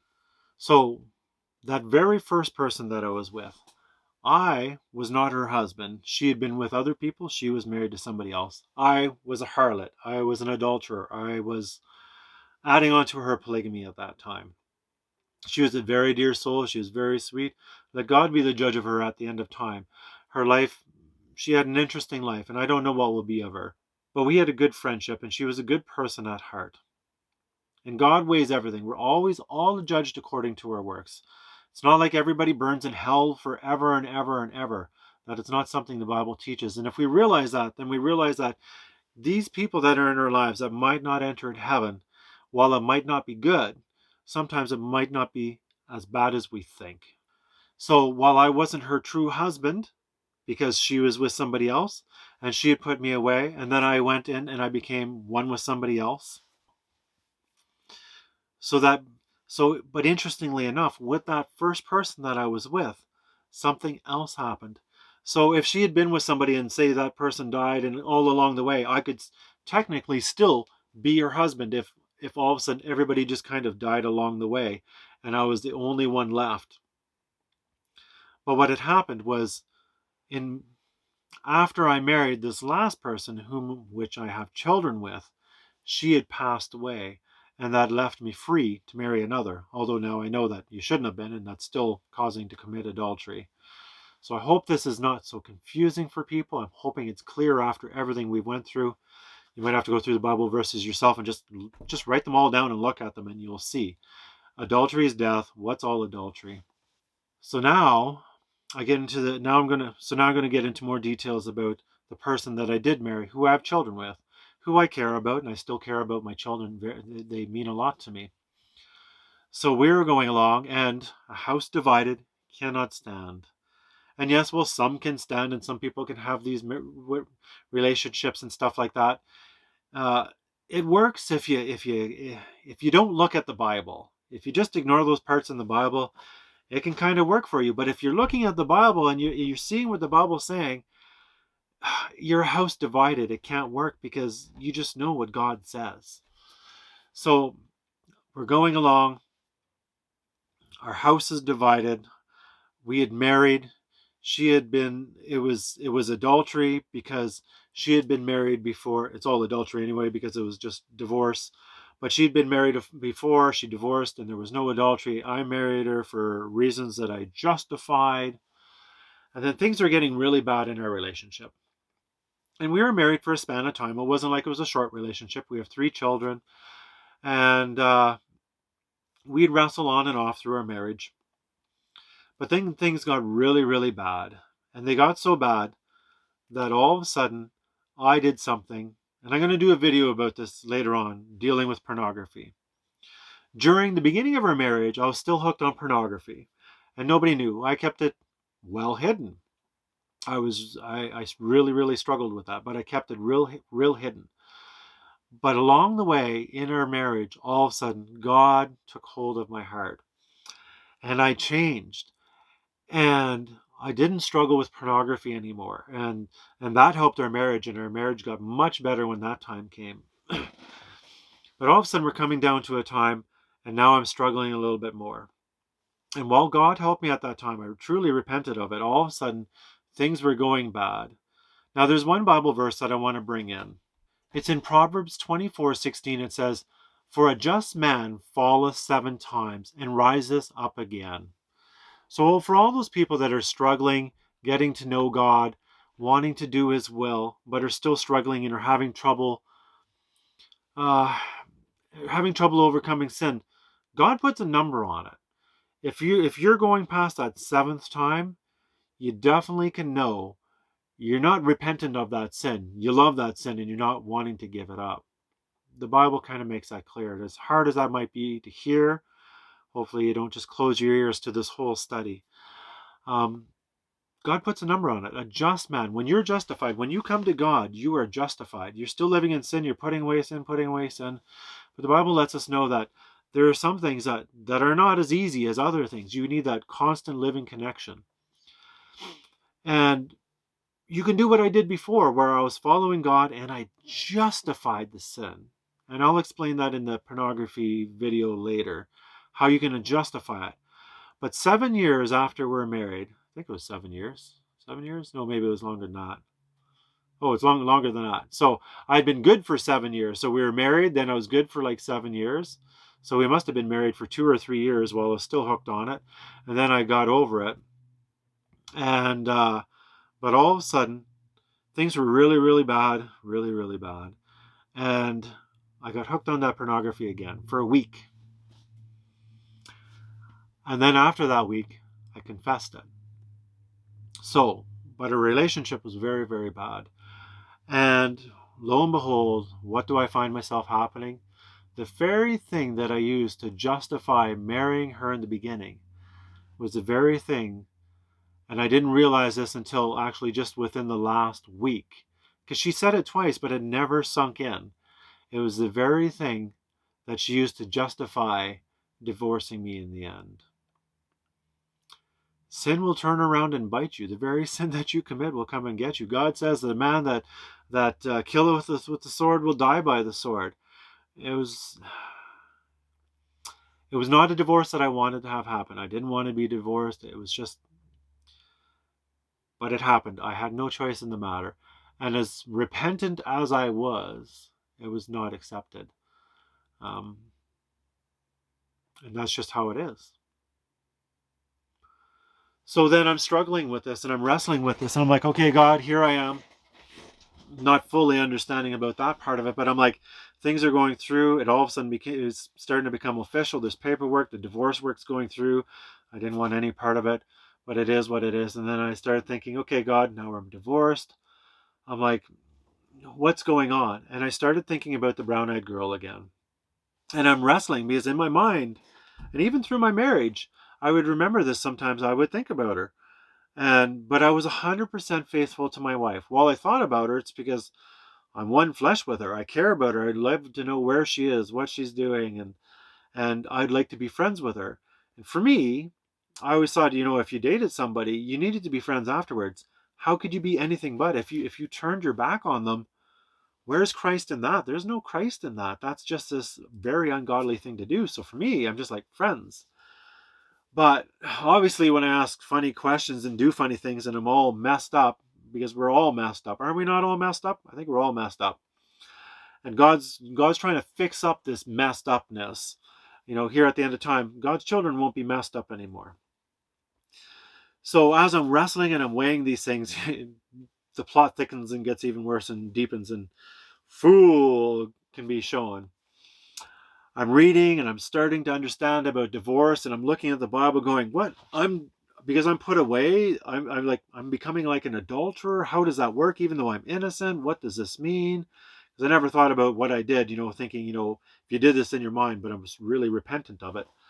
Um, Although it did catch me one more time, and I will admit that, and that'll be in my divorce video. God help me. And God is helping me. So I'm weighing and I'm wrestling with this. And I'm trying to figure out this whole marriage and divorce and how it works and understanding it. I'm like, I can't marry again. From the Bible, I can see I cannot marry again. It's plain that if I marry again, I become an adulterer. If I stay like this, I'm, I look like an adulterer because she put me away, and you can only be put away for adultery. And I understood these things, but I didn't have a full understanding. So for 5 years, like now, today, it's been like 5 years I've been weighing and wrestling with this. So I'm weighing and wrestling with everything, but it's not like it was before. God had a hold of me. And for the first time ever, I'd never been able to say, I love Jesus and I love God. Until this time came. It was a test for me. And God's like, so Matt, are you going to put your wife and children above me? Or are you going to put me above them and trust in me that I'm going to take care of you through this? And for the first time ever, I decided I was going to trust. Well, it wasn't that I decided. I was already there. I trusted God, and I knew He was going to take me through this. And I didn't go into the depression that I went into before.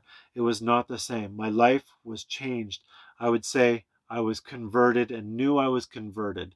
Where that conversion happened exactly, I don't know. But for the first time ever, I could say, I love God and I love Jesus more than them. Right? We see in the Bible, Jesus says, the people, he's about to heal the man that's being let down through the roof, and they say, hey, your mother and your brethren are outside. Should we make way and open up, or do you want to go out to them? And he's like, who are my mother and my brethren? Right? It's pretty interesting. Now, if he would have been married, it would have been a different story because he would have been one flesh with them. Right? His children, or, his brothers, his sisters, his mother, his father, that was everyone. But we, each as individuals, are one with him, and that's why he said that. So I still wrestled. Like, I was in a position, I was hurt. I was hurt. I didn't understand what was going through. And there was a time where I was coming and I'm like, oh, I was feeling sorry for myself. And I will never forget, I was just weeping and weeping, not for very long. And all of a sudden, God just flooded me with peace. I was just flooded with peace. And I argued with God. I said, God, I don't want it. I want to feel sorry for myself. And He wouldn't take it away. God was faithful to those He knows He will be faithful to Him. And here I was, after trying hard. I couldn't get angry with God because I loved Him. And I couldn't get angry because what He was doing was good and what was right and everything that was going on. But I wanted to feel sorry for myself because I lost my children and my wife. But I didn't fully understand that she wasn't truly my wife. I didn't understand all these things. I was bound to another. So now I'm starting to weigh and wrestle, and I'm still going through and I'm looking at the different Bible texts and I'm like, does this mean I have to be alone for my whole life, God? And I think about the brown-eyed girl, but I'm like, no, I can't reach out. Like I've done silly things, I've done foolish things. That door's kind of closed. I can't imagine it. I don't imagine. It probably wasn't God leading me to believe that in the beginning. And those were the thoughts going through my mind, because I was more focused on my wife that I'd been divorced. But then I'm thinking, am I to be alone now? She's divorced. And then all of a sudden there started being somebody in her relationship. And I'm like, oh. And then I met somebody else. Now this person was, it was a really nice, sweet girl. Um, and I started thinking, oh God, how can this be? I know I can't marry again. And then God brought me to a Bible verse. And this Bible verse was very interesting. And this Bible verse is in 1 Samuel, 2 Samuel, 1 Kings, 1 Kings. I think it's in 1 Kings. It says in 1 Kings chapter 1, now David was old and stricken in years, and they covered him with clothes, and he gat no heat. Wherefore the servant said unto him, let there be sought for my lord the king a young virgin, and let her stand before the king, and let her cherish him, and let her lie in thy bosom, that my lord the king may get heat. So they sought for a fair damsel throughout the coast of Israel, and found Abishag the Shunammite, and brought her unto the king. And the damsel was fair, and cherished the king, and ministered unto him. But the king knew her not. And I thought, wow, that's really interesting. The king knew her not. But I'm like wondering about that. And all of a sudden, I noticed something as I was reading, because I was reading this just from my regular worship. And then I read down to verse 10, where it says, Wherefore Nathan the prophet spake unto Bathsheba, the mother of Solomon, saying, and I went, what? What's going on here? What's Bathsheba still doing alive? Why is she not giving him heat? And I'm like, what? I don't understand what's going on here. And all of a sudden I started thinking, is there a possibility that you can be with somebody if you don't know them, that it's okay?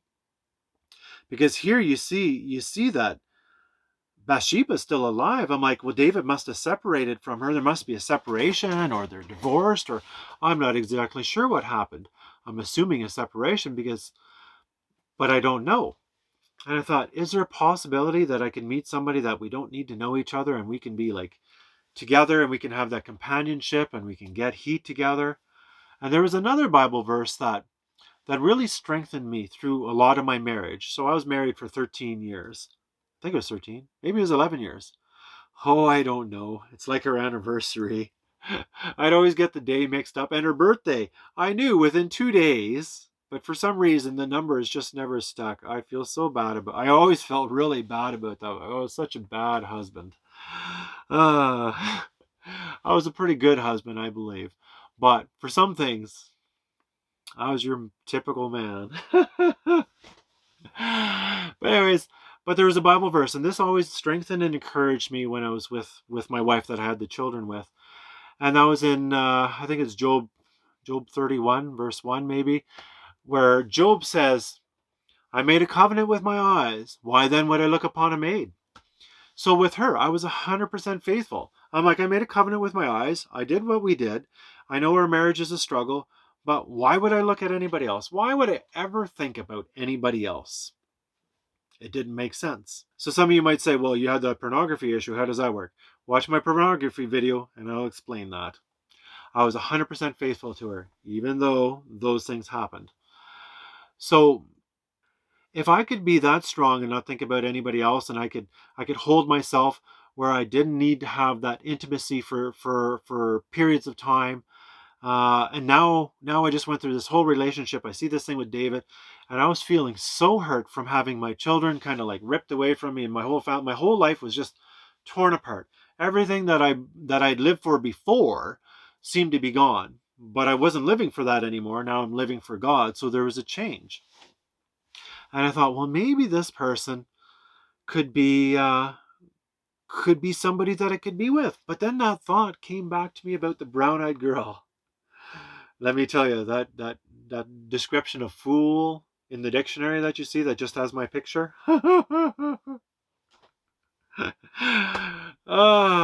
It gets worse. So I'm weighing and I'm wrestling these things, and I made contact with the brown-eyed girl again. And we had kind of had a little bit of contact over the years, but not a whole lot. But then I contacted her, and I'm weighing and I'm wrestling. I'm saying to God, I'm like, okay, God, these are the conditions. Of course, I'm setting the conditions, right? But I'm in my mind, I'm asking him to show me which way to go and what I'm supposed to be doing. And he's like, why don't you just read your Bible, man?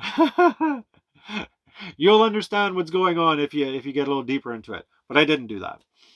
So I'm like, okay, God, these are the conditions. Okay, this is the work I want to do for you. This is what I'm doing. If the brown-eyed girl would be comfortable with this, if she could accept these things, I'm following you, I'm loving you with my whole heart, and if she's okay with that, because I'm like, man, I'm like in a strange position, and I want to just work for God. I want to do like missionary work. I got like no money, all these different things. My whole life is interesting. I was homeless. For a time. I lived out of my car. So all these different unique things kind of happening. And I thought, can she accept a life like this? Can she accept a life? Can she take? And I had these things that you know, yeah. But anyways, and then I even incorporated. So when I reached out to her, I put a whole bunch of things. I even mentioned some things about this other person that I'm now thinking of, and wrestling with these ideas, and just did a real dumb. When you're confused, man, you can be confused. I don't like to be confused anymore. Never, ever again. See my uncomfortable laughing? I think I was talking about it earlier. I laugh with this uncomfortableness. I'm talking about all these things that are serious and dumb, and I'm laughing about it. It's this uncomfortable laugh that I do that I really need to get rid of. So, anyways, I did some and said some bad things. This time I didn't talk to her on the phone and did it, so we lose the tone of voice and we lose everything that was there, because in my mind, again, if she said, I want to be with you, I'd like to get married, I would have just said, yep, for sure. Even though now it's what, 25 years later or something like that. I don't know her from a hole in the ground. She's completely different, completely changed, a completely changed woman. But in my mind, I'm like, God still said she's going to be your wife. But in my mind, I'm like, I can't see it happening, you know? And I'm like, okay, now I just seen this Bible verse about this going on. I'm like, okay, God, what's going on here? Little did I know God was showing me that for a different reason, because God knows that God knows me. But he was showing that for a different reason so that I could encourage somebody else in that way. That it was fine and it wasn't sinful for something that they were doing. And it was a beautiful thing that they were doing. So I, needless to say, burned those bridges down to the ground. And not only did I burn them down to the ground, then I sent nuclear missiles at them and just destroyed it all to smithereens. And they're covered with radiation that I can't even go back and touch it. So that's where I left that. But then this other person, things didn't go that way because that wasn't what was in God's plans. But God needed to show me that because it helped me in many different ways. It helped me to understand more about the missionary work that I do. I continue to do even today. For me, my whole life revolves around God. Everything is God. I work just so that I can do things for God. So now this has been a couple years since that time, and I'm thinking, I'm doing this study and I'm bringing it all together, and I'm thinking, okay, God, I'm understanding marriage and divorce. I've been looking at it and looking at it, and I started seeing and understanding things more and more clearly because I wanted to know for sure what God wanted for me in my life. I don't want to make a mistake. And every once in a while, sometimes you meet somebody, and sometimes I guess I honestly feel like Solomon, where there's all these women. There's a lot of people, same boat as me, and you have a compassion for them because they're alone, that they're single, and you think, oh, it'd be so nice if I could just marry them and bring them all to God. That's what Solomon did, right? He first married that Egyptian woman. She converted, but the rest of them didn't convert. It doesn't work that way. But you have compassion for people, and sometimes when you have compassion for people, you just don't think rationally, and sometimes you just think it'd be nice to help somebody along the way and bring them closer to God. And then sometimes you can start trying to justify doing away with God's law. But we're not supposed to do that. So now, finally, today, I sit back and I look and I can see these people and I have compassion for them that are like me, or whether they're male or female, and they're wondering about these things and they're looking at these things.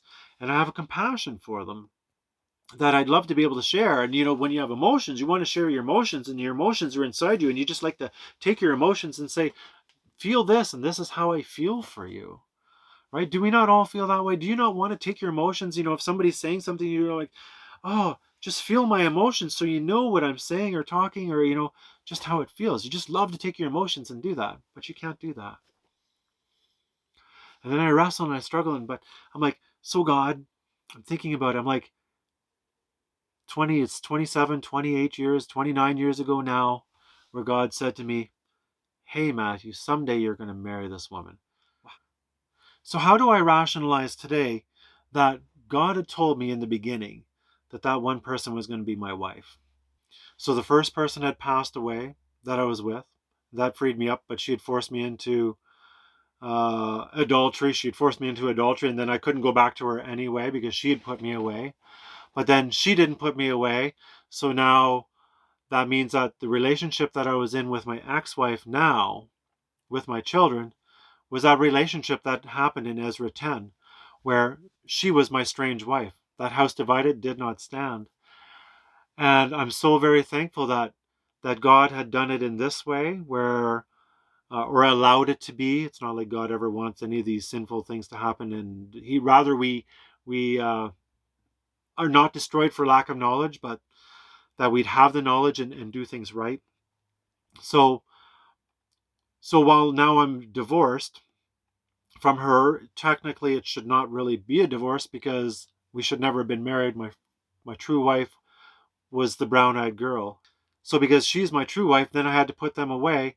And because it's not like in the days of Israel where they had to be outside of Israel, today we live just like the Israelites did in Babylon, where we're intermixed with everybody. So I put them away so they could still be my neighbor, but it's not the same as it was before.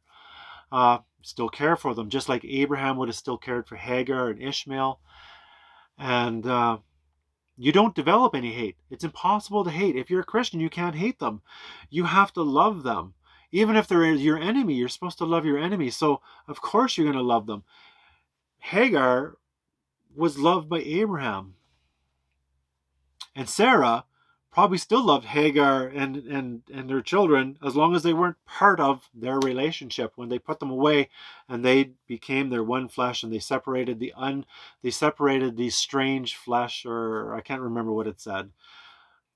So anyways, that is what happened in my relationship, where all of a sudden I found myself being in the right position for me to understand why God so many years ago said, someday she'll be your wife.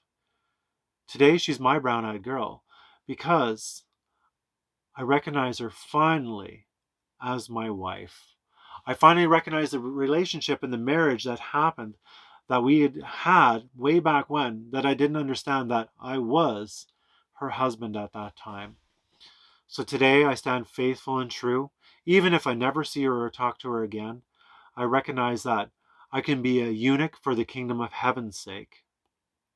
Because if I can't go back to that relationship, if I burn those bridges with that nuclear arsenal there, and I can't even go back and touch it, where I've done that foolish thing again, that because I recognize that I am married to her, right? I made a covenant with my eyes, therefore why should I look upon a maid? I'm not going to look at anybody else. In Job 42 it says, so the Lord blessed the latter end of Job more than his beginning.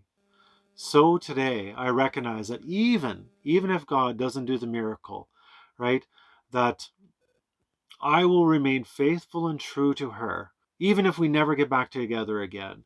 As the same as what happened with Shadrach, Meshach, and Abednego when they were thrown into the fire furnace. In Daniel 3, verse 16 and 17, it says, Shadrach, Meshach, and Abednego answered and said unto the king, O Nebuchadnezzar, we are not careful to answer thee in this matter. If it be so, our God whom we serve is able to deliver us from this burning furnace. He will deliver us out of thine hand, O king. But if not, be it known unto thee, O king, we will not serve thy gods, nor worship the golden image which thou hast set up. So today, I believe the same. I'm not careful with my words. She is my true wife. I will be faithful, and if we never get back together again, I will be faithful to her. I will be a eunuch for the kingdom of heaven's sake. I will not bow down to the gods of flesh to destroy my soul when I know the truth. James 5:16 says, confess your faults one to another and pray for one another that you may be healed. And Acts 17:30 says, and the times of ignorance God winked at, but now commandeth all men everywhere to repent. In Romans 2:22 it says, thou that sayest, do not commit adultery, dost thou commit adultery?